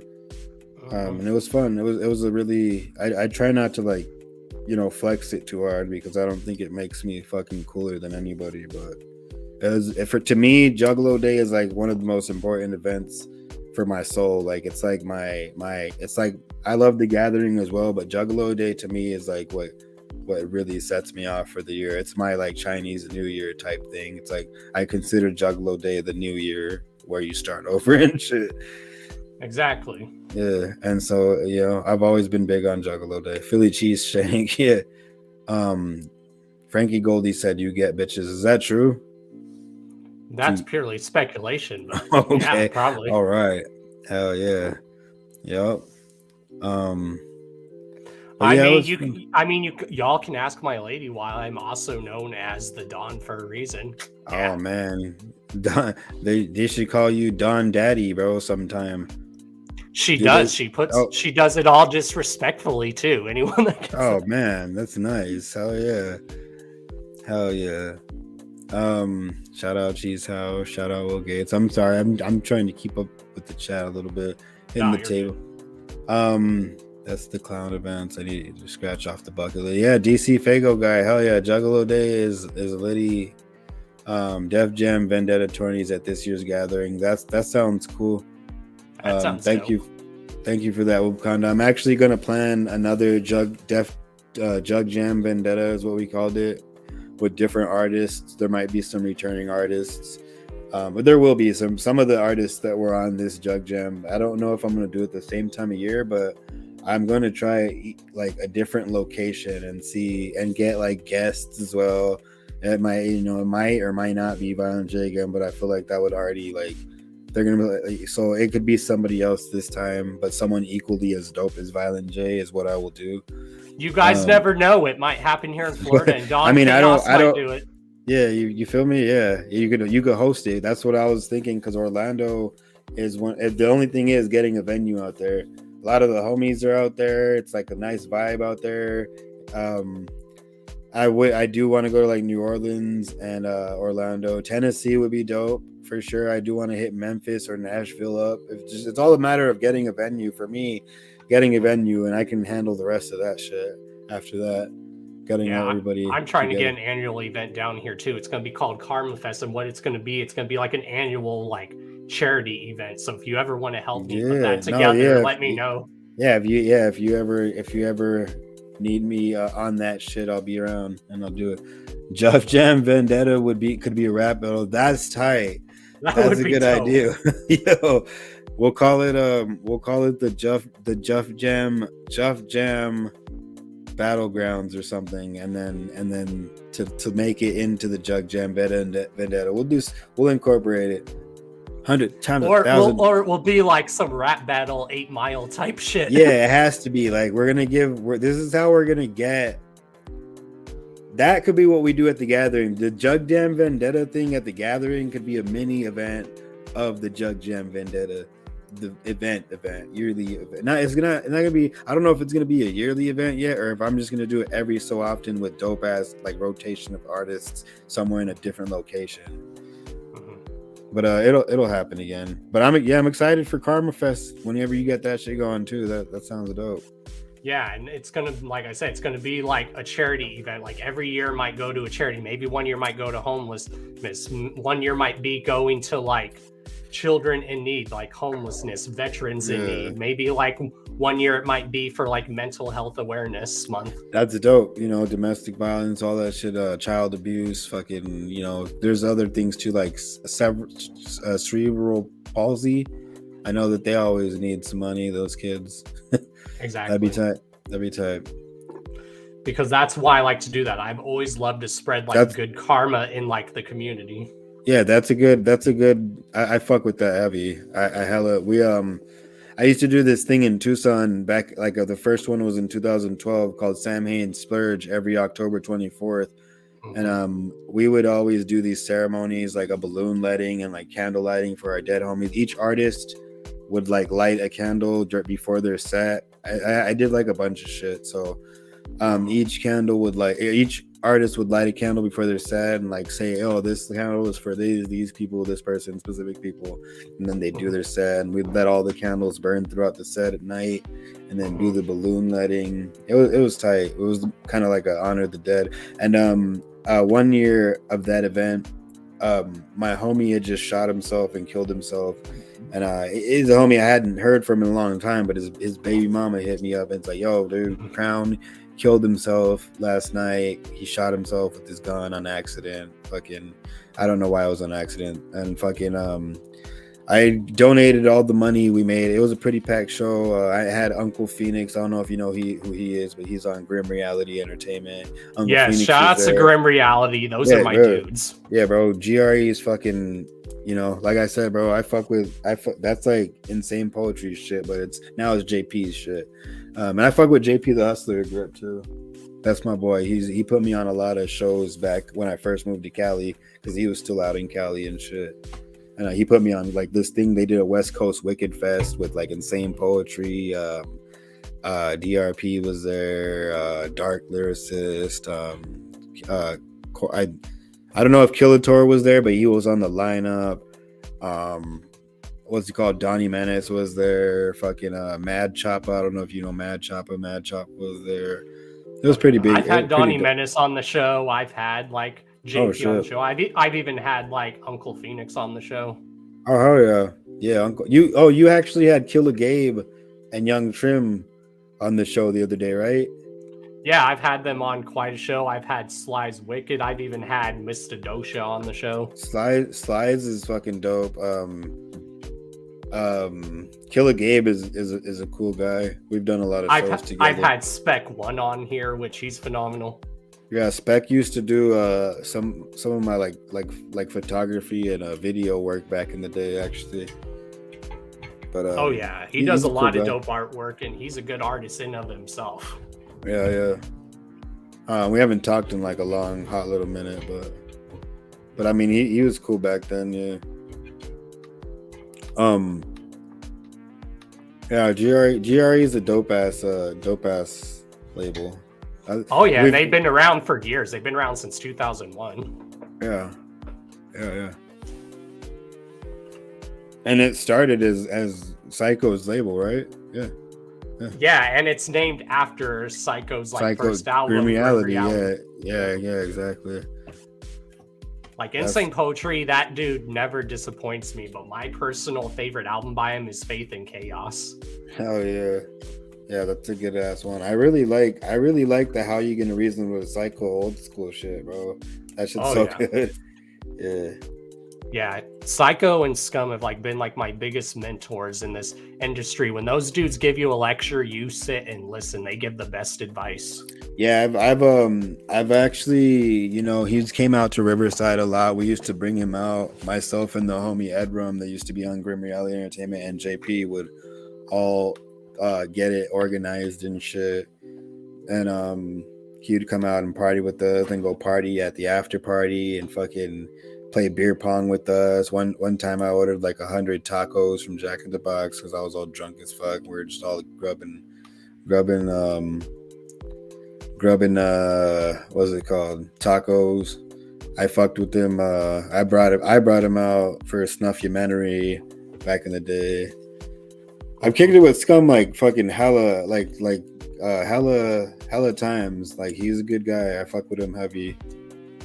Yeah, he's like a very intelligent dude. He's very down to earth. He's humble as hell. Yeah, he's not on any fuck shit, so that's pretty cool. He's just trying to chill and do his thing. And I love whenever artists are performing, he'll like watch their performance out of respect and stuff. Yeah.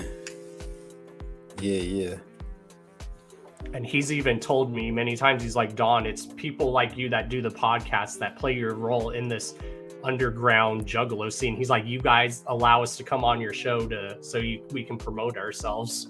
Yeah, and he like I know he's not a fan, which I'm not either at this point, but he's a super not a fan of CPN, rightfully and respectfully and shit. Not to bring him up, but fucking so for him to give you props on your shit is pretty tight, I'd say. Oh yeah, because that's one thing I think we're trying to really bring back in this scene is bring back that unity, and I think that's a good thing. Even if like the unity can't happen with anyone else, but as long as acts like us can like stay unified and make beautiful music together, I think that's dope. Yeah, man. Yeah, this is one of the good podcasts. You know, obviously Speak Your Cloud is dope as fuck. Team MUJ's shit they do, that shit's fucking dope as fuck.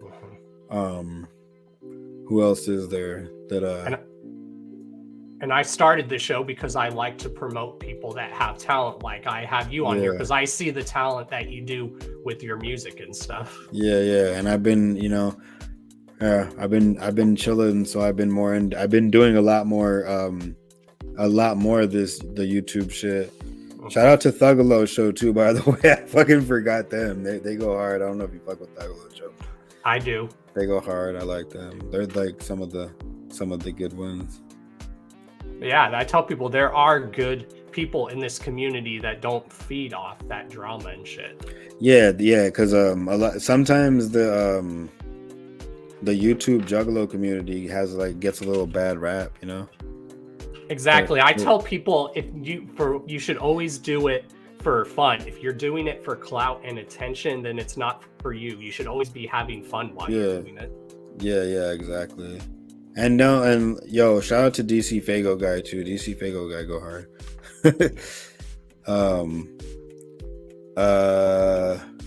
If I were your Care Bear, what would the picture on my belly be? I'd be the swamp bear. I guess I don't know the swamp triangle Care Bear. I feel like all of us should just have it. I'd probably be the swamp, or I'd have a chaos emblem on it. Yeah, that'd be tight. Yeah. Juggalo juice. But yeah, we're all about like unity here, and I love that. We're trying to bring back that unity, and that's why I'm glad GRE is like doing a show in like Arizona called like the Underground Unity Show or something. So he's been doing that. JP has been organizing that for a hot minute. I don't know which one this one is. I was actually on. I don't know if I have my tickets, but JP used to, like I said, he used to throw me on anything that was happening in California when I lived out there, and he lived out there. Because we both lived in Riverside and shit, and I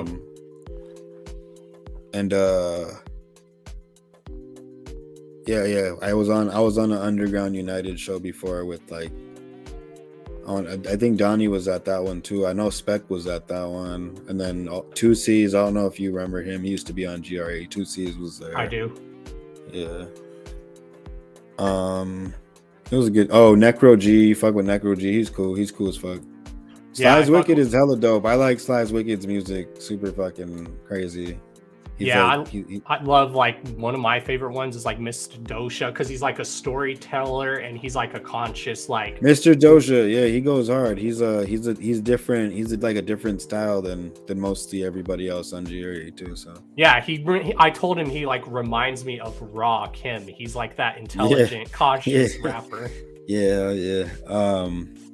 Hope kind of said my first year was Swamp Ninjas versus Hill Ninjas. Yeah, I always used to camp in the swamp at Cave and Rock. I don't know if you're talking about Cave and Rock, but Cave and Rock had swamp and hill as well. And I was always camped in the swamp or the gutter rats. They call it the gutter rats area or the swamp below area or the fucking or or if sometimes when I was like really fucking lucky, I camped in Chaos District, which was main stage area at Cave and Rock and shit. One year I camped in Chaos District, which it's kind of lucky, but then again it's not, because it's like where everyone's just like always passing like through. Trashy Hank for sure. Hell yeah. And we had Frankie Goldie on the show, which everyone still thinks that's like a very legendary interview. Yeah, that's hella legendary, bro. Frankie Goldie is the fucking god of it, bro. He's actually he's actually in one of my 5 years ago Facebook memories saying some funny ass shit. He's been my mentor too. Like he's like literally been my big brother too. I've learned a lot from that dude. He don't sugarcoat shit, and he tells you like it is, what you need to hear sometimes, even if you don't. Even tells you some shit you might not want to hear and that you don't need to hear, but you're gonna hear it anyways. Yeah, he's given me the best advice. Even Ouija's given me advice. Like Ouija's even pulled me to the side and he's like, bro, I appreciate everything you do and all the support you do for me. He's like, anyone that tells you I don't support that, fuck them. He's like, I appreciate what you do for me. Yeah, man. Yeah. Both of those homies are really dope. Ouija's been a dope ass motherfucker since he was dope before that, but I didn't start chopping it up with him really till he got signed to Psy. And that was what was I gonna say? He used to kick it a lot too. He used to pop out at our hotel like after shows and shit and come hang out, and like we'd just be chilling in the fucking, chilling in the hotel with Ouija, like just as some homie on some homie shit, chopping it up. Exactly. And but Frankie Goldie as well, bro. Frankie Goldie actually offers very sound advice that I need to hear sometime. On top of just being a real one, he's just a real one. He rides, he guns for fucking the real ones. He's a big part of the fucking culture, in my opinion. A lot of people, like, I don't want to say a lot of people don't know who he is, but a lot of people don't realize who the fuck Frankie Goldie is, and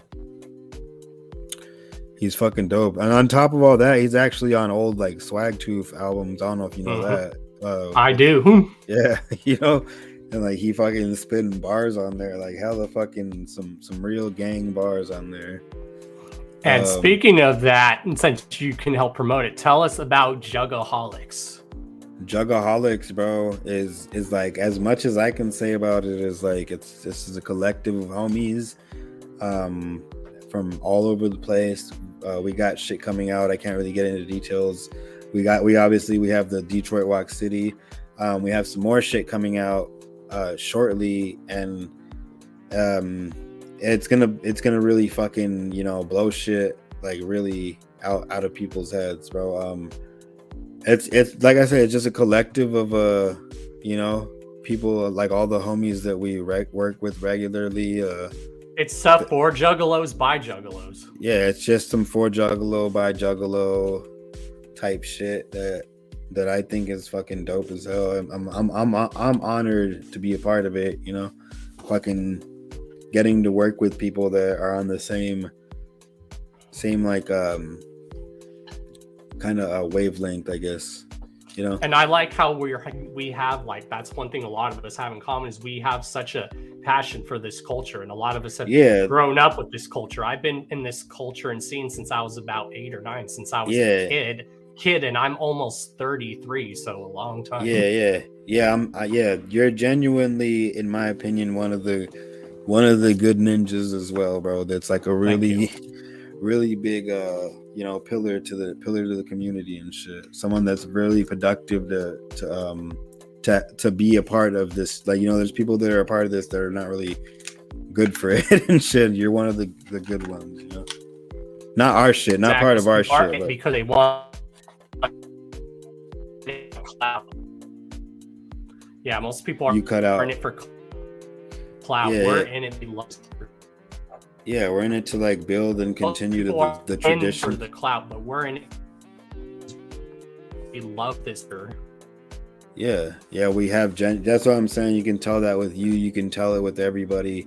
that's a part of like our little, you know, group of motherfuckers that we genuinely love this shit and we want it to continue. We want it to fucking continue to grow and fucking we want to be able to give back. I think we're at the point where a couple of us can give back now after being here for so long. We're able to give back and let the abundance that's inside of us overflow onto others. And the younger newer people, I am Strife's blood cousin. I heard that my mom said that. I don't love Funko Pops. I absolutely don't love Funko Pops. I beef with Funko Pops harder than I beef with any human being. Yeah, Strife is my dude too, just like Dev and Darby. Those are my dudes. Yeah, those are the bros. Those are my brothers, bro. I will fucking go to war 70,000 times for them. I'm glad I had the honor to of crossing paths with these peoples, and fucking you know, some shit just meant to happen, and it happened. You know, Acetone loves stealing beats from. I'm not Willie Hayes, so I do not steal beats from YouTube. Unshout out to my good friend Willie Hayes. I don't know if you fuck with Willie Hayes. I do. Yeah, that's the boy. But he's my my sibling rival, if you will. Me and that guy, bro. Shout out to Willie Hayes. We be arguing a lot at shows and shit. Not on some aggressive like we're gonna fight shit, but like it's like friendly. It's just like some you know, friendly rivalry type shit. I don't have any bad feelings for him, but I'd be roasting. But yeah, man, I don't like stealing beats from YouTube, but I will if I have to. I'll do a mixtape on some Riders shit. Big shout out to Strife, bro. He's another motherfucker that you know, we bumped heads for like 5 minutes when we first met, and it was cool. And after that, I was like, I really like this guy. He's fucking. I couldn't really gauge him at first, and then I really, you know, I'll fucking fight a million people for Strife at once by myself with one hand. That's a fake wall. When the stream is over, he takes it down and his wall is full of Tom McDonald posters. Straight up, bro. This is all for show right here. Like, you know, one thing I get is that I have comic books on here, and it's like, bro, why would you hang up comic books? These are all doubles. Because like, I read my comics. I'm not just one of these motherfuckers that has comics and they look cool and shit. I read them, but I have stacks. Like, I have stacks, and then I have the doubles, and I have the doubles up because it just gives me. Probably should frame them. You know, it might look better framed. I think whatever. That the Pendulum series. I don't know why the Pendulum series was never an animated series back in the day or a video game. Bro, that's Where the fuck was Strife in this picture? Now that I'm thinking about it, bro. This was on the Children of the Swamps tour, Juggalo Night in LA, our first kickoff show. Got a lot of the homies there. Yeah. There you were. You probably were taking the picture. God damn. I'm high. Tom Wood doing comics would be tight. But yeah, animated series of the Pendulum series, that show would be hard. That should be like the way I see it. Like if they did it back in the 90s and 2000s, it would have been like that Spawn series that was on HBO back in the day. Yeah, Spawn series was tight. Did you ever fuck with the Clerks animated series? I did. That show's tight. That shit's a funny ass one. But my all-time favorite Adult Swim show of all time is Aqua Teen Hunger Force. Aqua Teen go hard. That's amongst my favorite. Aqua Teen. I mean, RV Birdman, Attorney at Law. That shit was always funny. Space Ghost Coast to Coast and like the Brack show or whatever. That was fucking yes. Leonardo. Yeah, there we go. Strife knows what's good with the animated series. My lady loves the Brack show. Yeah, the Brack show was my shit. It was fucking, you know, a lot of my friends used to make fun of me about it when I was watching it. They're like, "Why do you like that one? That one's fucking stupid." The Squidbillies is not older, but that one was a good one. That shit's classic. The Boondocks, yeah, hella classic. Moral Oral Moral Oral was. Oh, I was watching that show. Like, this show is so fucked up. yeah. I liked the Eric Andre show at one point. Yes. Yo, you do you fuck with? You recently released a project. How is that? It actually has not. The people who have been receiving their pre-orders. Much love. There was only I got the shirt right here. It was a shirt and the album drop. I'm gonna have more albums. I mean, I have more albums. Just the shirt and album package was limited. It was only limited to 20. But we're gonna do another drop for this album after it drops. It comes out on the 16th, so it's not actually out yet. The people have just been receiving their pre-orders, but it's I did the artwork on this. This is based on like a Santeria spirit, like a deity, like somebody that they worship, a saint. I'll answer your question in a moment, Strife. It comes out March 16th. It's called Rayamiento. It's fully produced by Devereaux. I'll try to get it so you can see. Fully produced by Devereaux. It's fully mixed and mastered by Darby O'Trill. Okay. It's a Swamp Society 2023 drop. It actually features an amazing track called Bin Bin Wicked featuring Darby O'Trill. Features my BM on All Heroes Are Dead. Just Izzo, she kills it. It's 9 tracks. There's another song called Witch Blood featuring Darby O'Trill that's amazing. Hit a Lick is actually the one I have a music video out for right now on the Swamp Society YouTube. If you guys are subscribed to the Swamp Society YouTube, the video is on there. And if you're not, go subscribe to the Swamp Society YouTube. Just search Swamp Society.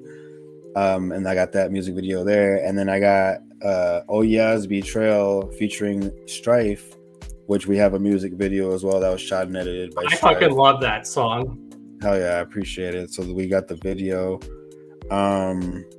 Carousel Spinners is a good song. And then I got my intro featuring Mike Cole. Mike Cole did my intro. It's actually really good. This comes out on the 16th. It'll be available on Apple, iTunes. Apple, Spotify, Pandora, if anybody uses still Pandora, still it's on there. It's going to be on Snapchat, Instagram, so anybody that listens to it, please listen to it. But anybody that listens to it, definitely, tag me on Instagram or Facebook or wherever, and let me know you're listening to it, because that's dope. Oh, I'll definitely do a full-on review. If you want to send me a free copy just for being on the show, I'll do it. I'll bring you a copy to the temp. Well, that's a month away. I'll probably send you one since it's faster than a month. Yeah, and if you want to even send an extra to contribute to like a giveaway on here. Oh yeah, I can fucking do that. Crystal Yolo is the best cartoon on right now. You're gonna gather, I actually am gonna definitely. Like I said, Team MUJ and Informed Juggalos are gonna do another beer share. It's gonna be a whole lot of gang shit. I feel like this is gonna be like one of the best gatherings in the world. Shout outs to you guys at Informed Juggalos. Like Spaz Danky Buds or that's my bro. Oh yeah, he's a G. He loves you. Yeah, we all love you. Run all these videos up, Strife. Okay, so Strife said who's the worst rapper in the scene, and I don't want to offend anybody. This what I'm about to say is solely my own opinion, and you guys that I'm about to talk about. I'm not going to talk about y'all. I'm just going to say who I think the worst rapper is. Two people. I don't care how you feel about it, but I'm not talking shit. It's just my opinion. I think that it's either going to be, and I seen him in the chat earlier. Okay, so it's 3 people. It's going to be a toss-up between Yaya the Gremlin, Boondocks, and Buckshot. I don't know which one of them are the worst. And this is just my personal opinion. If you like Buckshot or Boondocks or Yaya the Gremlin, feel free to not hate me for it. It's just my personal opinion. I think that they're the least good rappers in the scene. Exactly. That was Strife's question. I'll definitely be at the gathering for sure. Oh yeah, as far as run all the videos up, yeah, if you could run Oh Ya's Betrayal up, Hit a Lick, if you could run Jet Black Parks up, all of Strife's album. So Strife, no one really noticed this, but Strife just dropped I Am Atrophy on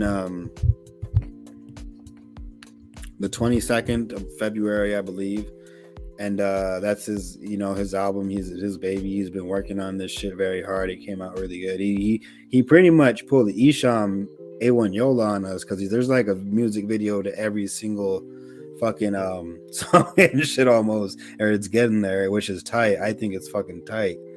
I liked his promo, wrestling style promos that he did for that drop. So that was good. So he has videos. Run his videos up too as well. Obviously Darby's been dropping sick ass videos. Run those videos up. The barista joint, run that up. Pretty much all of them. Run all our videos up. But yeah, I might or might not be doing a I might not be doing a fucking one last video before next week when the album drops. For the album and shit. I'm working on it. Hopefully I can end up doing it. Oh yeah, Bartle, I know. Bartle said excited for the new album Acetone, definitely gonna get some play on my show. Hell yeah, feel free to play it. Fucking I appreciate it.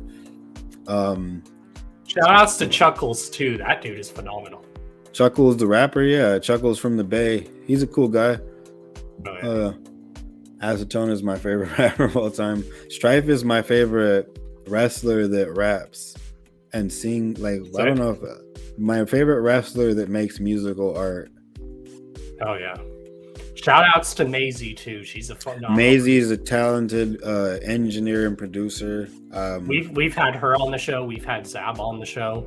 That's tight. Those are both really cool people. She and Zab are fucking hella dope. I really, they're fucking down to earth as well. Zab was actually on the whole swamp run that we did last year. I think it was last year, yeah. And fucking and Zab, it was cool to kick it with Zab on the road like that, close quarters, get to know each other on some shit, on some brother shit. and you even got to be on his show, which is dope. Yeah, I was on the Zab show. Yeah, and then obviously Maisie's a fucking sick ass producer as well. Fucking, she's done shit for Ouija, done shit for the homies and shit. Yeah, and even Zab and like Stripe, they're good videographers and stuff. Yeah, they're definitely, like, in my opinion, the best in the game right now. Oh well, the best in the game and Schultz. I'm pretty sure Schultz does sick ass shit too. They're like the three dopest, I feel like.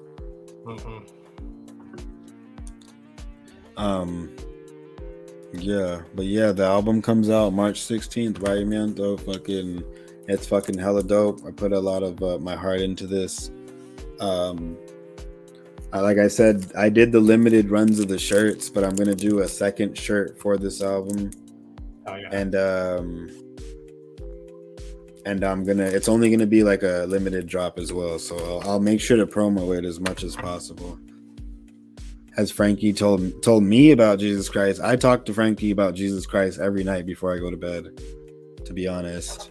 I don't know. Has he told you about Jesus Christ at all? He has, or as me and my fiance say, have you ever heard about our Lord and Savior, Chef Warrior D? Yeah, oh yeah. Shout out to that. Lord Frankie is he's in his pulpit era.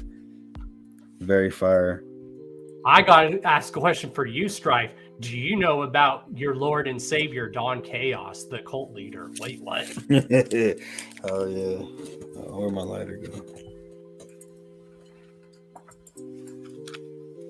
But yeah, you're always welcome on the show anytime too, bro. If you have anything you want to plug, or if you ever want to promote anything, just hit me up and I will book a spot for you. Or if you know anyone who would love to be on the show, tell them that. Yeah, hell yeah, of course. Hell yeah. Oh, man. So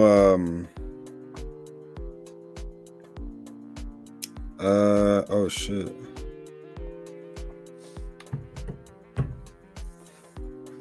But yeah, man, the album comes out the March 16th, like I said. And I'm gonna start working on more shit after that as well, too. I'm trying to get a EP going with that boy Shaggy the Airhead when he gets time and shit. Oh yeah. That'd be tight. Yeah, Shaggy's my bro too. I appreciate everything that dude does. And he's killing the game right now with the drop. Oh, that's something too. The Darby O'Trill Devereaux Lazy and Crazy drop. I don't know I'm sure you've seen that today. That just dropped today. I do. Yeah, that should go hard. Let's see, do I have it on here to show? Yes, I do. Let's see. Where's my topics? Am I gonna have those? Oh, I missed a question. Am I gonna have those at the gathering? Yeah, I'm gonna have copies of this at the gathering. I'm gonna have copies of my last album at the gathering. Hell yeah, there it is. I might have shirts. Yeah, that shit go hard. Look at that, bro. And it's like a navy, not navy blue. Navy blue. It's fucking really dope. I like it. That's Jugga Designer for sure. Yes, you guys want to snuggle with Darby and Dev? Here's your chance. Yeah. Straight up. Who wouldn't want that? Exactly. Who wouldn't want to? Yeah. Is there any like anything you're really like excited to see from artists this year, or anything you would like to see from anyone? Like not just me, but like anybody in the underground. I'm just like excited for like that Juggaholics. Whenever that drops, I want to definitely try to get all of you on the show. I think that would be dope. That'd be crazy. That'd be an intense show. A lot of like all of us at once. I'm sure. How many people could fit in here at once? 10. Oh, that's pretty cool. That'd work. I don't know if that'd be tight. That'd be dope as hell. I don't know when we're dropping. I just know we're doing more shit, and that's it. I don't think the world is ready for it. I don't think so. Nah. No, I don't think. Yeah, definitely not. Definitely not. But yeah, I'm just excited to see. Like, I'm just excited for a lot of the artists that I see put in work, and that's why we put artists on the show. Like, we have people on the show that have that talent, and it's not just artists. We'll have like artwork people on here. We've had Tom Wood on the show.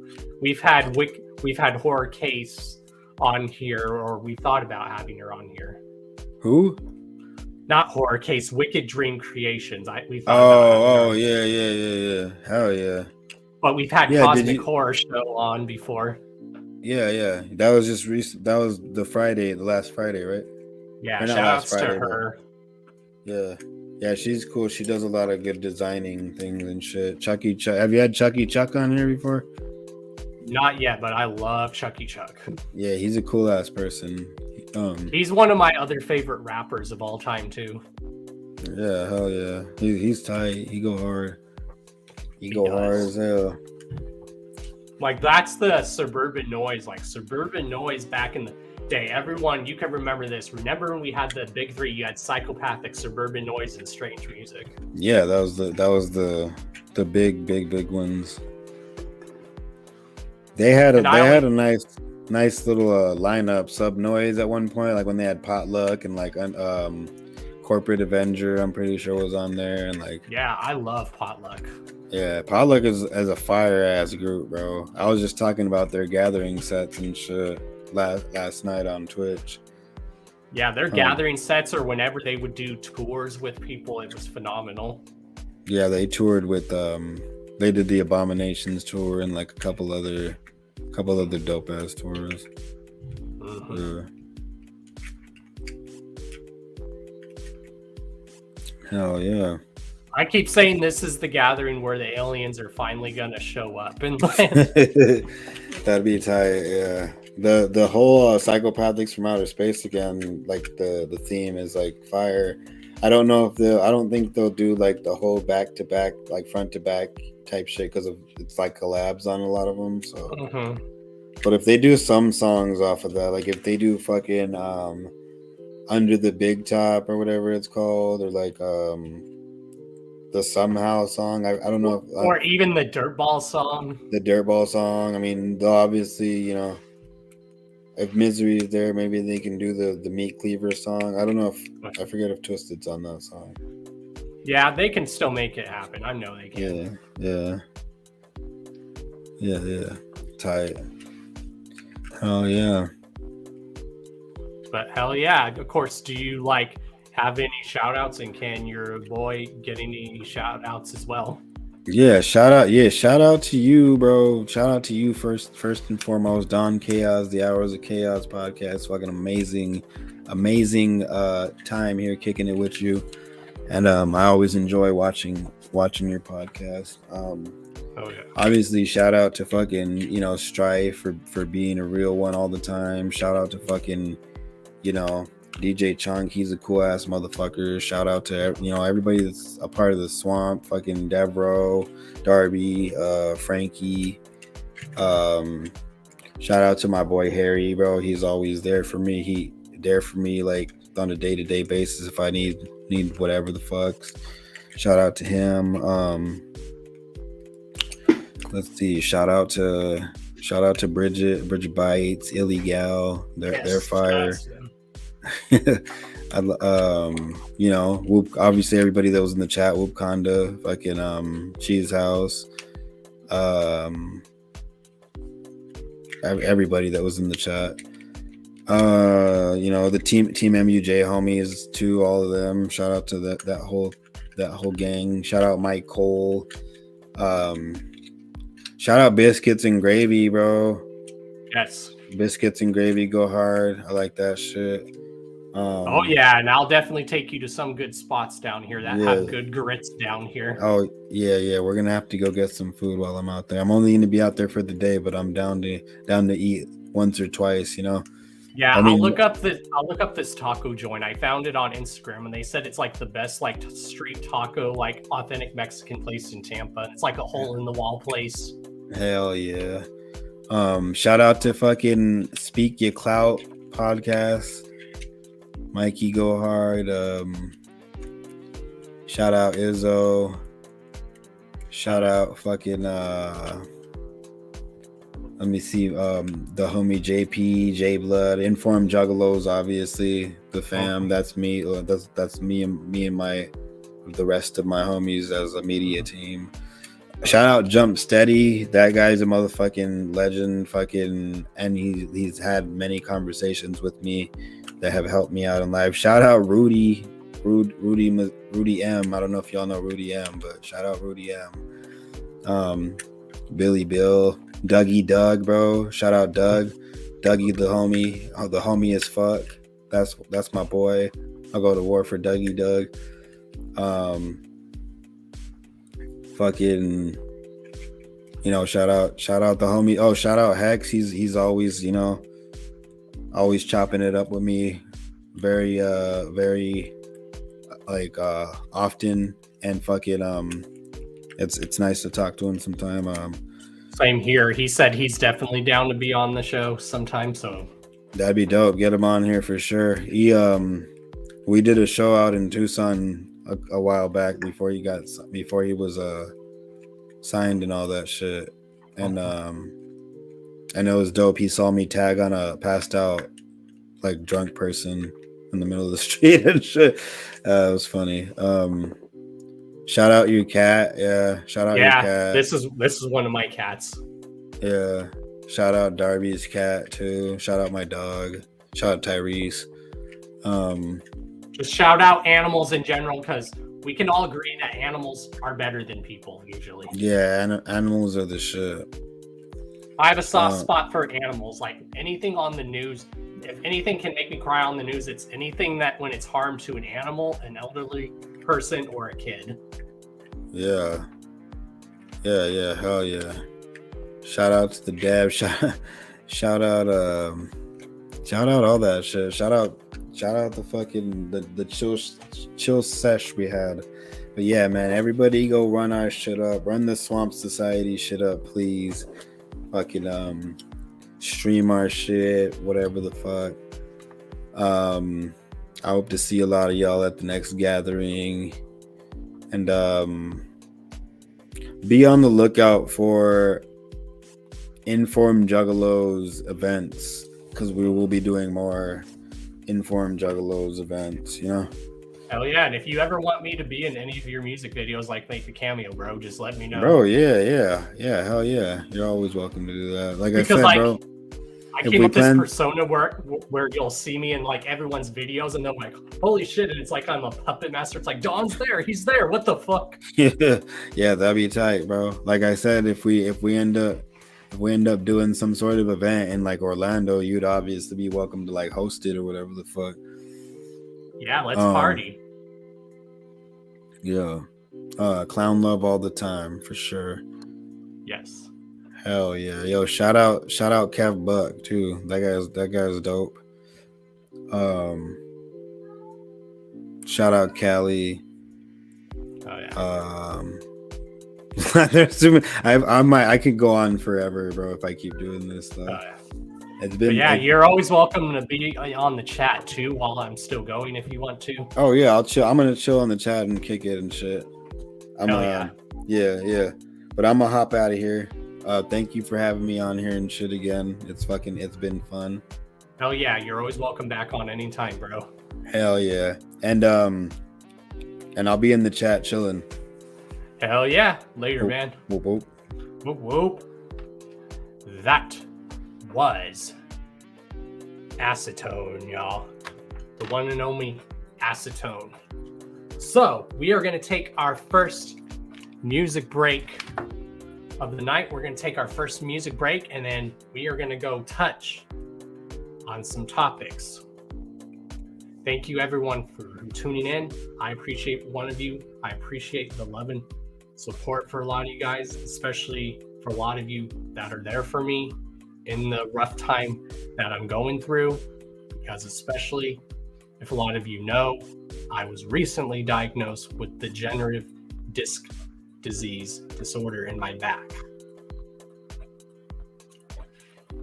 So for anyone that's been helping support your boy, or just like talking to me, or trying to attempt to help and do stuff for your boy, I thank you and I appreciate you guys. You know, I'm just a normal dude in this community. I know people tell me I'm a very respected dude in this community. I'm myself, you know, real, recognize real.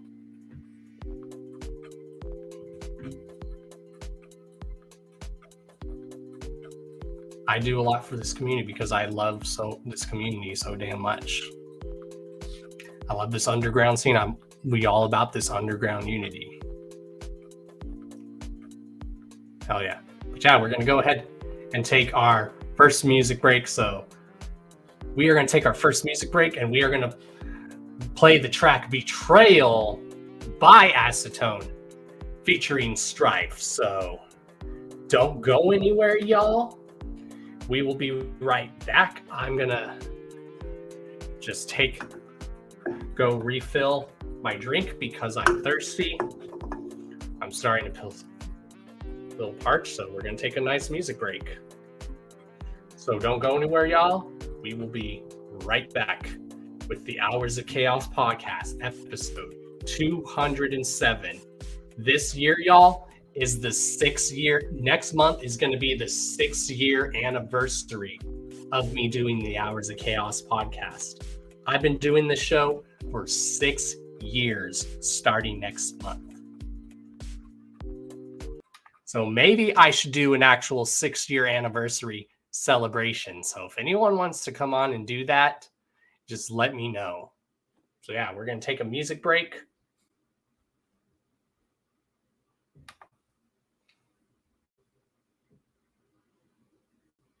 So yeah, we're going to take a quick music break. One of my favorite tracks by Acetone, Betrayal, featuring Young Strife, This video is very dope. If you guys haven't checked any of Acetone's videos or his music, you guys need to. There's links down to all his social medias and his link tree down below.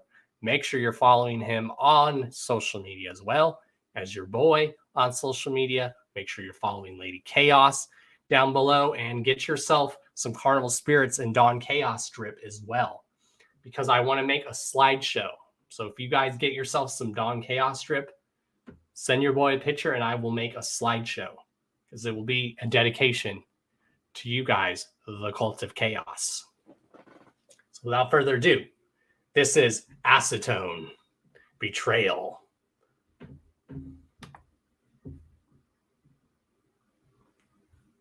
All right, let me pull it up.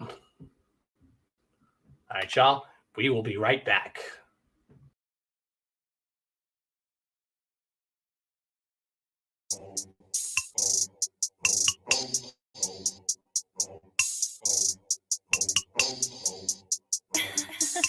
Deborah.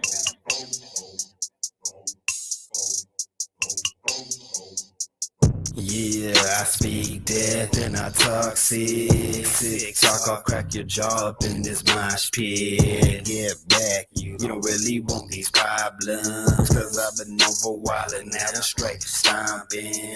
When there's blood spray up on my kicks, I feel accomplished. Next time think twice before approaching me on nonsense. My demons watch me, they stay close forever hunting. I don't need anybody else, my demons got me. I don't need anybody, I don't need anyone. Don't need your hope, your books, or all your empty words. I don't need anybody, I don't need anyone. Don't need your lies, your fake hugs, or your guidance home. I don't need anybody, I don't need anyone. Don't need your hope, your books, or all your empty words. I don't need anybody, I don't need anyone. Don't need your lies, your fake hugs, or your guidance home.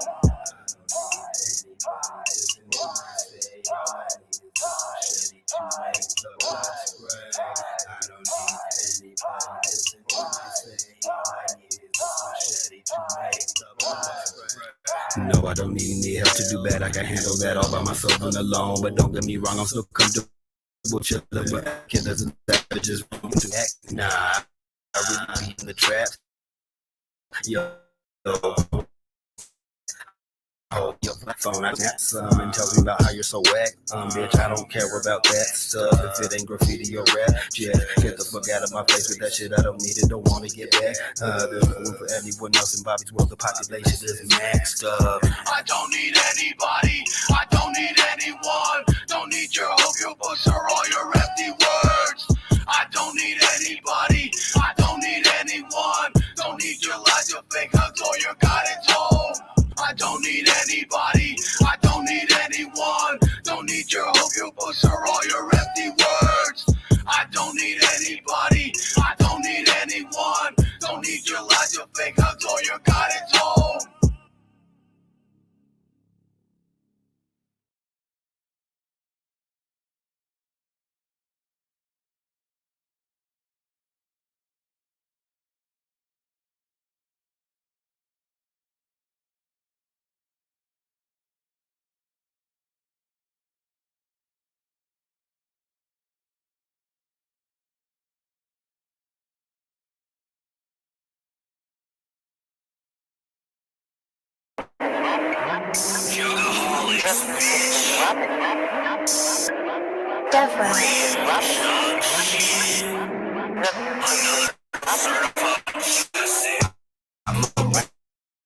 Your face across me, vibes in your to breakfast, let's all rock you.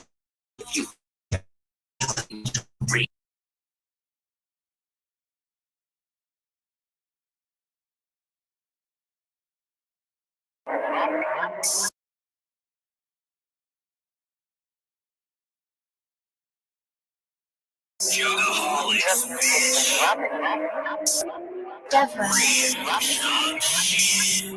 Certified junk classic. I'ma run your face across the meat slicer and make you watch me put your slabs into a deep fryer. To preserve what's left, I'll lock you in a freeze dryer. If you forgot my name, allow me now to remind ya. They call me Darby. I'm mixing pain pills with Bacardi. They call me Darby. I'm selling human meat on Mercari. They call me Darby. I've never been the life of the party, cause I wasn't invited to the party. Packaging a party while I'm bumping through mental. I only talk to my cat, call me Dr. Dobby Doolittle. Inside the composition book, I scribble a sigil, a trapezoid with a square and a line down the middle.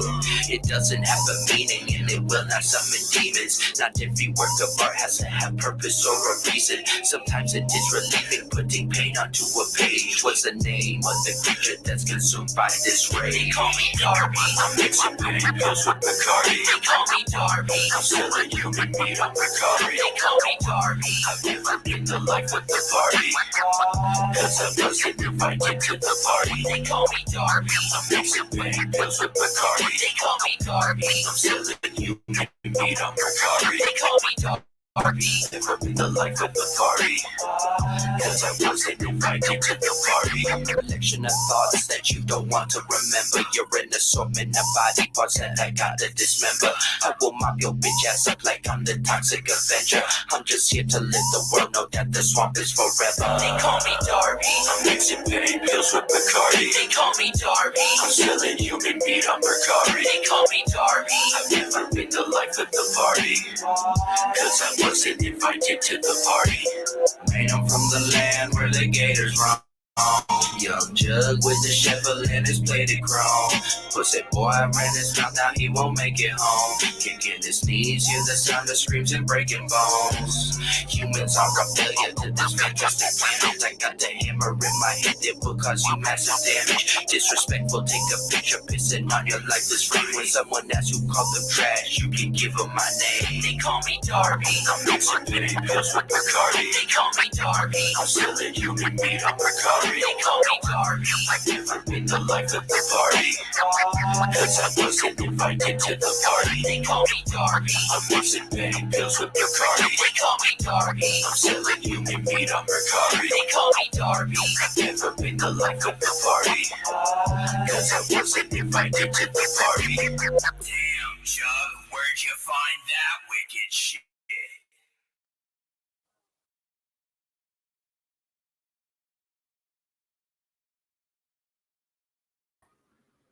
Welcome back to the Hours of Chaos podcast, y'all.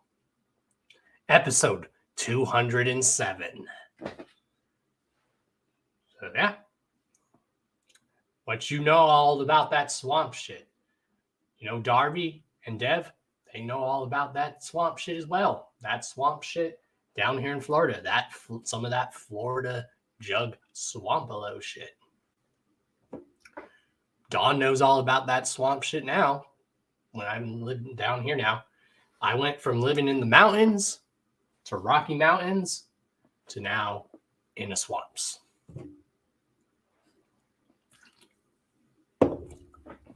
And I love it. So yeah, I saw Sexy Light was in the chat. What's good? Shout outs to the Juggalo Everybody crew, which your boy is part of Juggalo versus Everybody, also known as JVE. Let me see an Underground Unity in the chat, y'all. Hashtag Underground United, hashtag JVE, hashtag Jugaholics. That real jug shit. I know about it, Terry. So yeah, let's get into some topics. Of course, many of you guys know I've been doing reactions. So now, if you guys ever drop if anyone watching, if you ever drop a single or a track like Thursdays, just let me know. And if you want Dawn Chaos to live react to something on the show, just let me know. Or you want something to be heard on the show and heard my thoughts and stuff, just let me know and I will react to it, because I've been now doing reacting videos. But like I said, if you guys drop something, anyone drops anything on a Thursday, or you drop a single or a video, just send it to your boy and I will react to that. Shout outs to the artists that I've been reacting to that are sharing my reactions. I really appreciate that, because I really like helping promote people. That's what I do. That's why this whole podcast started, because I have such a love for this underground and Juggalo community. And I like to promote people that deserve to have recognition and that talent. I see talent when I get it. It's just my way of giving back.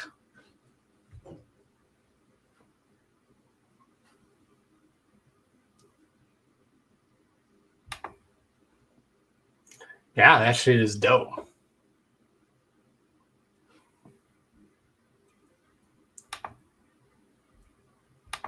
Well, a reaction is just like me saying my own personal opinion. And it's also a good way to promote it. So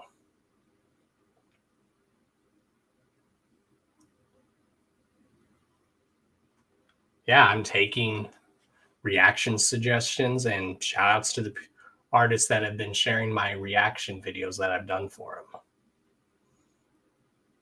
I do that because I respect a lot of these people. And I know they appreciate it, which is good.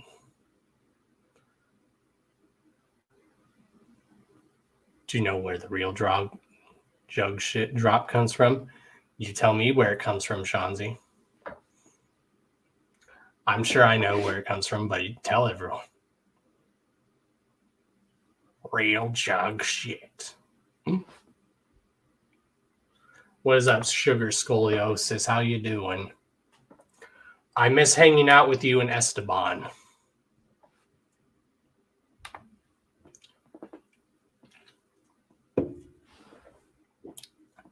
I remember when at the gathering, I believe it was 2019, I remember Sugar Scoliosis, we got stoned. We got fucked up. It's an OG mixtape drop. Yes, it is.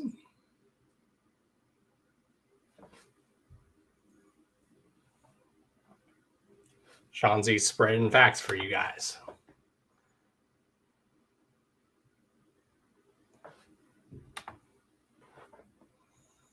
Yeah.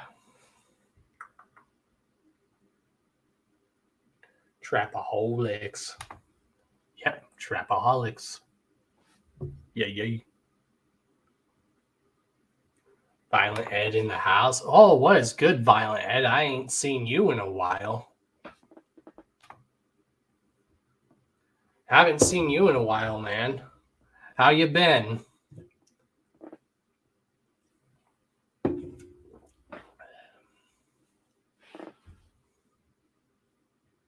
Now let's pull up some topics.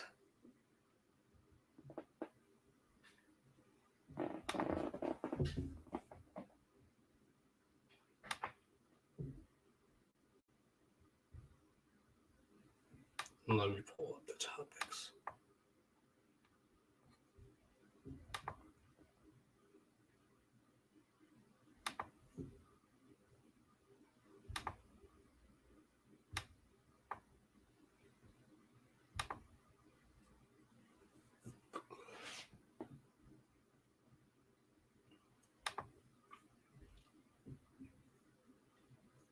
All right, let me pull up my topics.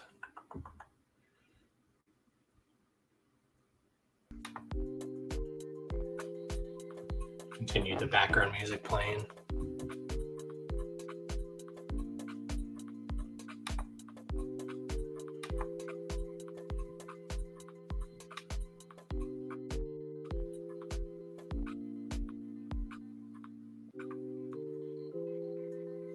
Just tonight on the Shaggy Show, shouts to the Shaggy Show. You know. Oh, yeah. But Shaggy did a competition to come up with the name of his EP that he will be dropping. And apparently the name of Shaggy's next new EP is going to be titled Shaggy 2 Dope presents Professor Shags and the Quest for the Ultimate Groove. That sounds like some 1970s like comedy movie vibes. It sounds like a 1970s movie type movie, doesn't it? With a title like that, it sounds like a 70s movie or something. Or even the 60s. Yeah, I was excited to hear that Shaggy 2 Dope is working on stuff. That makes me happy. Or Shaggy 2 Dope wearing one of the old Shaggy Lazy and Crazy drops that dropped a few years ago. I actually do have that drop. I believe I have it as a hoodie or a sweatshirt.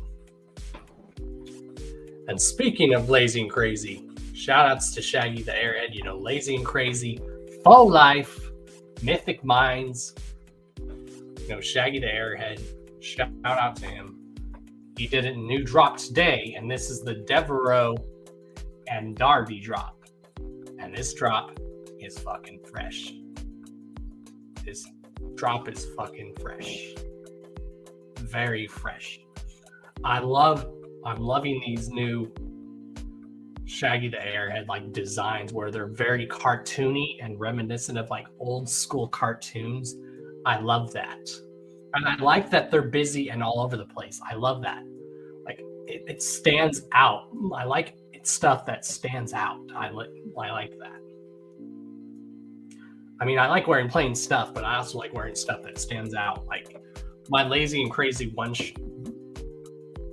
hoodie that I have, you know, I always get a lot of compliments on that. Like people are like, that's a fresh hoodie.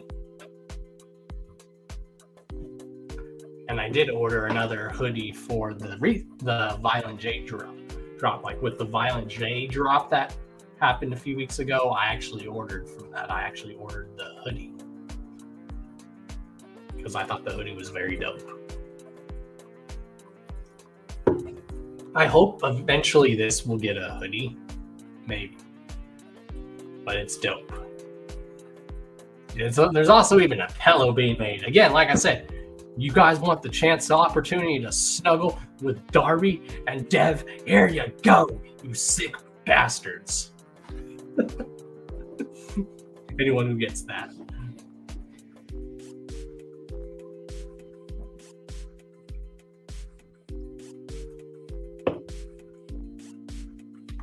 Again, also go get yourself some Dawn Chaos and Carnival Spirit swag.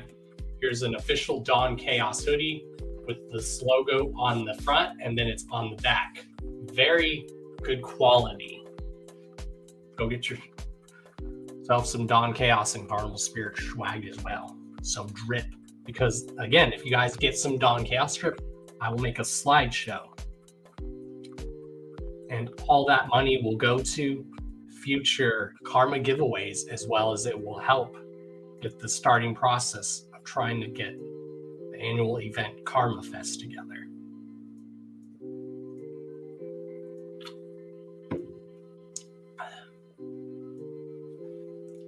What else do we have that's going on? City Morgue is going on tour for the My Bloody America tour. Shout outs to City Morgue. If anyone's ever seen City Morgue, their shows are energetic as fuck. It's like a fucking war zone when you see City Morgue. I had a homegirl and a homie that went to a show in Denver, and they sent me pictures of all their bruises. I was like, God damn, that's exactly the best way to describe City Morgue's sets. Is it's like a fucking war zone, yo. It's like the old clown shows back in the day. It's just pure pandemonium. I think they're coming to Florida. Let's see. They're coming to Kentucky, so you better go, Shanzi. They're coming to Kentucky the 4th of next month. You better be going, Shanzi. Apparently, the 420 show is sold out. Holy shit. Some of these shows are selling out. Holy shit. Las Vegas, they're playing in Las Vegas, House of Blues. That's fucking awesome. I don't see a Florida date, but I do see an Atlanta, Georgia date. Atlanta, Georgia is actually not too far from where I'm at. Atlanta, Georgia, I think is like only a 6 to 8 hour drive, I believe, which is not bad at all.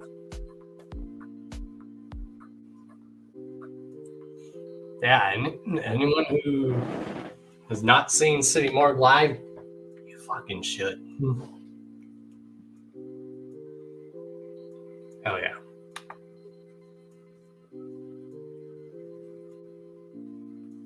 Yeah, I love City Morgue too, Acetone. Fuck yeah.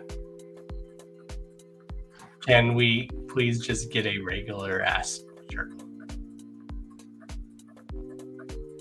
Yeah, a lot of people out there do wish that they were City Morgue. They do. Oh yeah, I was at the 2019 gathering that they performed at.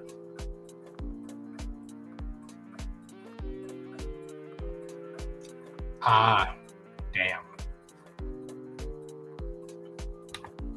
Yeah, I'm going to the Ouija Max show next month.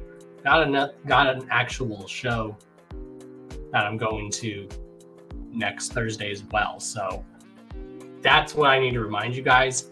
The Insane Poetry interview is still going to happen, but it's being pushed back at least until Friday next week. So the Insane Poetry show will still happen. I mean, I talked to Psycho and I was like, I just remembered I'm going to a show on Thursday. Can we at least push it till Friday the next day? And he's like, absolutely. Because I'm going to the Cody Manson show. I'm going to the Cody Manson They Love to Hate Me show tour. Shouts to Cody Manson.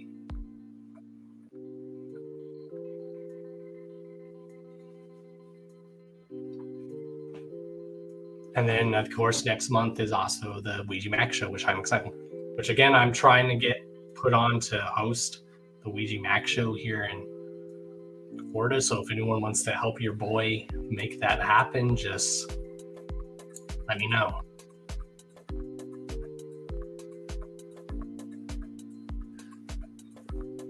Shouts to Cody Manson. We had him and Darby on the show last year, I believe it was. Yeah. When they were going on their tour together, we had them both on to promote the tour.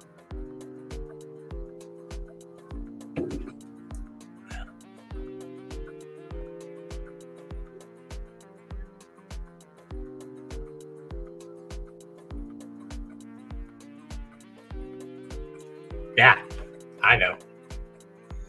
I know, Shanzi. I did message them. I'm just waiting to hear back from them. But I did hit them up. I'm just waiting to hear back from them. Yeah, fingers crossed that can happen because I do want to start hosting events. Yeah, anyone wants Don Chaos to come host an event or whatnot and just kick it with a bunch of the jugs and whatnot, I will do that. All right, let's get into some other topics now, shall we?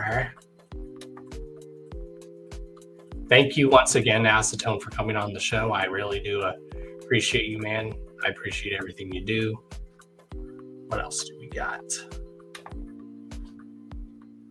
Oh, yeah. Apparently, Monstar Click is officially done. The pre-orders will be up pretty soon. So, you guys can see, cat's out of the bag. Monstar Click is actually going to be on the show the week after next week. That's crazy. Crazy how I can make that happen. You know, I sometimes I wonder how I'm able to make a lot of these guest spots happen. I don't know.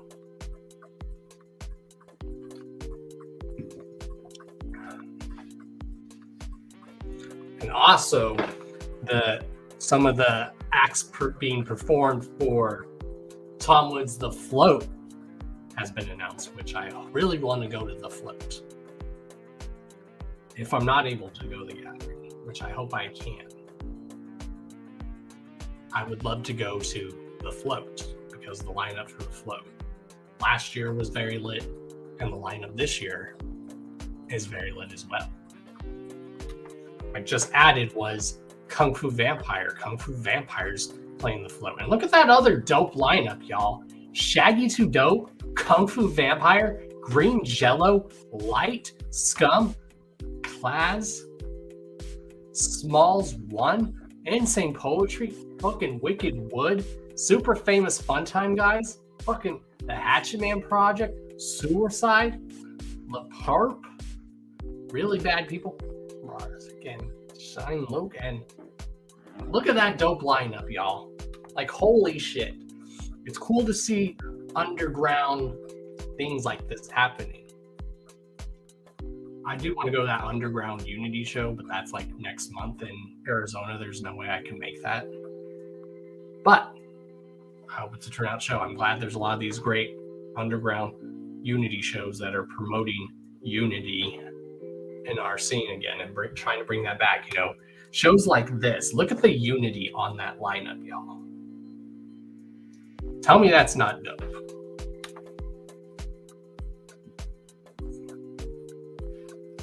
Also, another show you guys definitely need to catch is the Scum and Smalls 1 Lama show. Shouts to my bro, my big bro Scum. Shouts to Smalls 1. You know, here is the line, some of the tour spots, and more dates are to be announced. So for anyone that was wondering when the date in Ohio, when the Ohio date is, here's the new date for the Ohio show, and here's where now the venue is, because they had to change the venue in Ohio. So here's where the venue is at now in Ohio. So for those that are planning on going, and it shouldn't cost that much, you know. You gotta go out and support this underground. Like Scum says, respect, unite, support the underground. We all about underground unity here, y'all.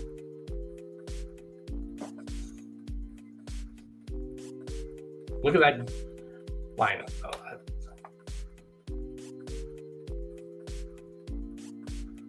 Also, again, I have started a new series exclusively here on Carnival Spirits on Carnival Spirits, and it's called Chaos Theory. Again, they're like what if scenarios, and it's me just coming up with my own theory, because you know there's always this theory that there's alternate realities now and multiverse, if you believe in the multiverse theory and whatnot, that maybe something like this did happen in another universe somewhere. Which I love how the Marvel movies has been going in that direction, because I love that shit. If no one's seen Multiverse of Madness by Doctor Strange, you really need to, because it's fucking lit. It's so dope. Or if you haven't watched Spider-Man No Way Home, fucking lit.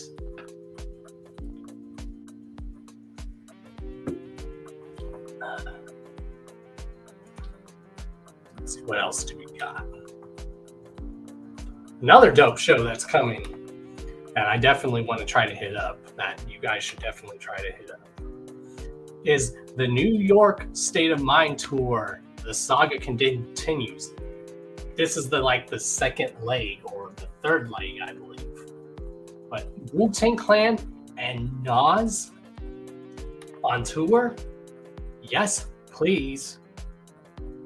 Also next month here in Tampa, there's a show called Tampa Throwback Tampa or something. Now the lineup for this show, I cannot wait to go and to bring the missus there, because this lineup, y'all, that's gonna be at the show. 2 Live Crew's gonna be there at the show that I'm going to next month as well. 2 Live Crew, Color Me Bad, Bone Thugs and Harmony, and fucking Ice Cube, y'all. Holy shit. I'm really excited for that show next month too. Darby, Dev, you guys want to go see Ice Cube next month? And Bone Thugs?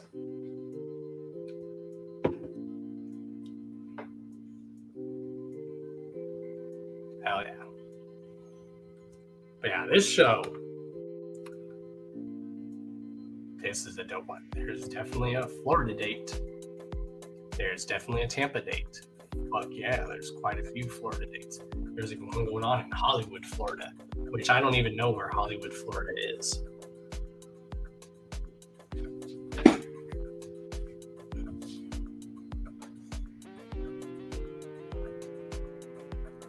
Also, Shaggy the Airhead is releasing a new collab project called Glory Hole, featuring But Shaggy the Airhead is dropping a collab project entitled Glory Hole, and I fucking love that artwork.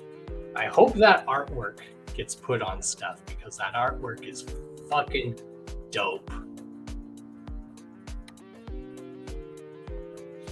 It has a very old school comic book vibe to it. I love it.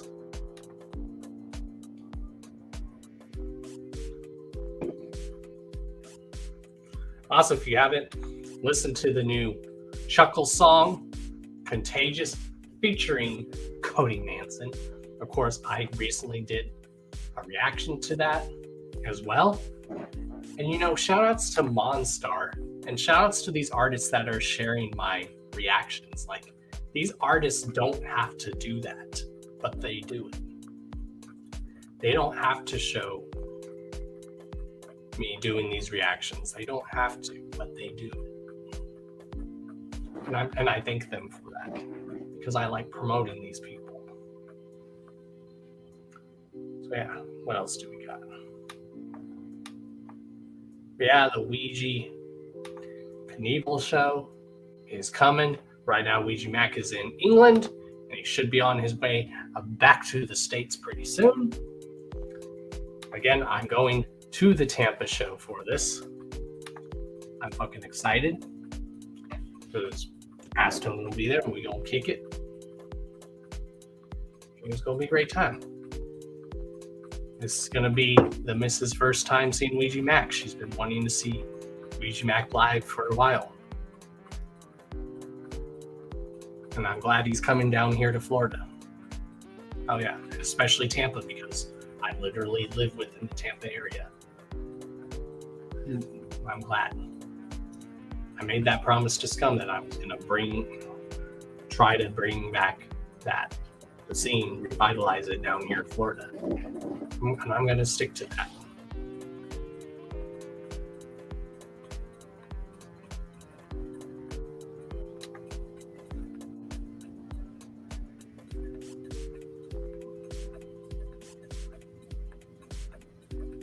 Didn't that already happen, though?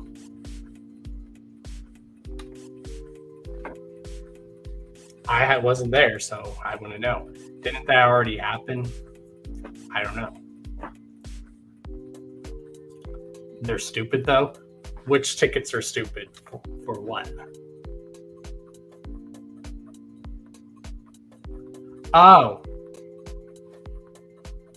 Okay, I see what you're talking about, Chauncey. Okay. Sorry. Yeah.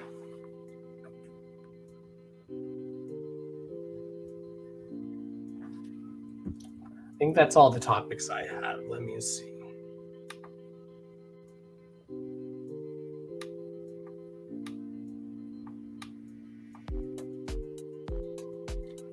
Yeah, of course, you guys know the gathering has been announced. The theme's going to be the Wicked Clowns from Outer Space, which is dope. The reason why I think they're doing that show, it's because they're trying to make up for when COVID happened. Because, you know, when COVID happened, before it happened, they were going to do a Wicked Clowns from Outer Space Part 2 tour. They were going to do that. And then you know what? No COVID happened and shit. So I think this is their way to help, like, maybe, what's the word I'm looking for? Make up for that. But it's just going to be like a one-night thing. And because I think this is coming up on the anniversary of when they did the Wicked Clowns from Outer Space tour. This is coming up on the anniversary. of when they did that tour.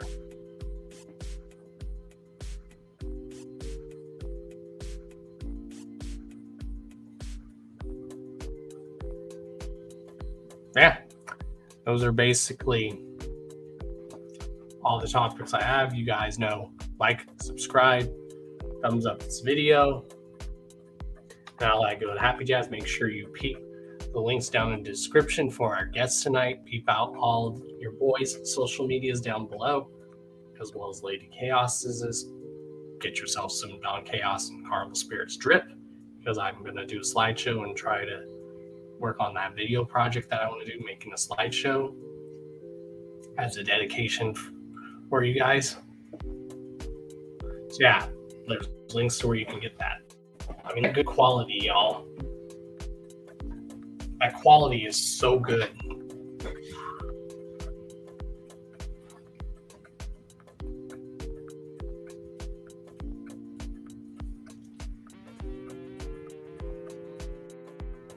So yeah, we're starting to get on the road of putting Karma Fest together, trying to get that together, figure out when the best time to throw that event would be. So if anyone wants to help out with that, just let me know. So yeah, you guys already know who I am. I am Mr. D to the O to the N to the C to the H to the A to the O to the S, your friendly neighborhood JGGALO, the Karma Millionaire. If you don't know, now you know. And if you still don't know, then chat, let them hear it. Deuces, y'all. You guys are awesome. Thank you for tuning in.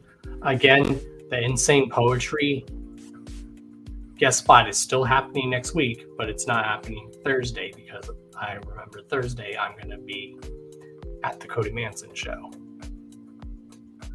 But it will be happening Friday, the next night, on the 17th. Yeah. So yeah, that's still going to happen. It's just not happening next Thursday. It's happening next Friday. And the next week you can look forward to the Monstar Clique to be on the show, which should be very interesting. Again, you guys want me to react to your stuff, whether it's on the show, like if you drop like a single or a music video a Thursday of the show, and you want me to premiere it on the show and react to it and whatnot, let me know. Or if you want me to react to your guys' stuff in video format, just let me know. And if you guys want to even be a guest spot on reacting to some stuff with me, your boy, just let me know. Also, I don't know when this is going to happen, but I've been in the talks of talking to like Team MUJ about telling them if they want someone to be a guest judge on their show for that shit trash, that shit fire. I'm definitely down to be a judge on there, or just as a special guest even. If you guys want me to do some collab work with you guys, just let me know. I'm very approachable. So yeah, you guys are awesome. I'm Don Chaos. I will see you guys next time. Deuces, y'all.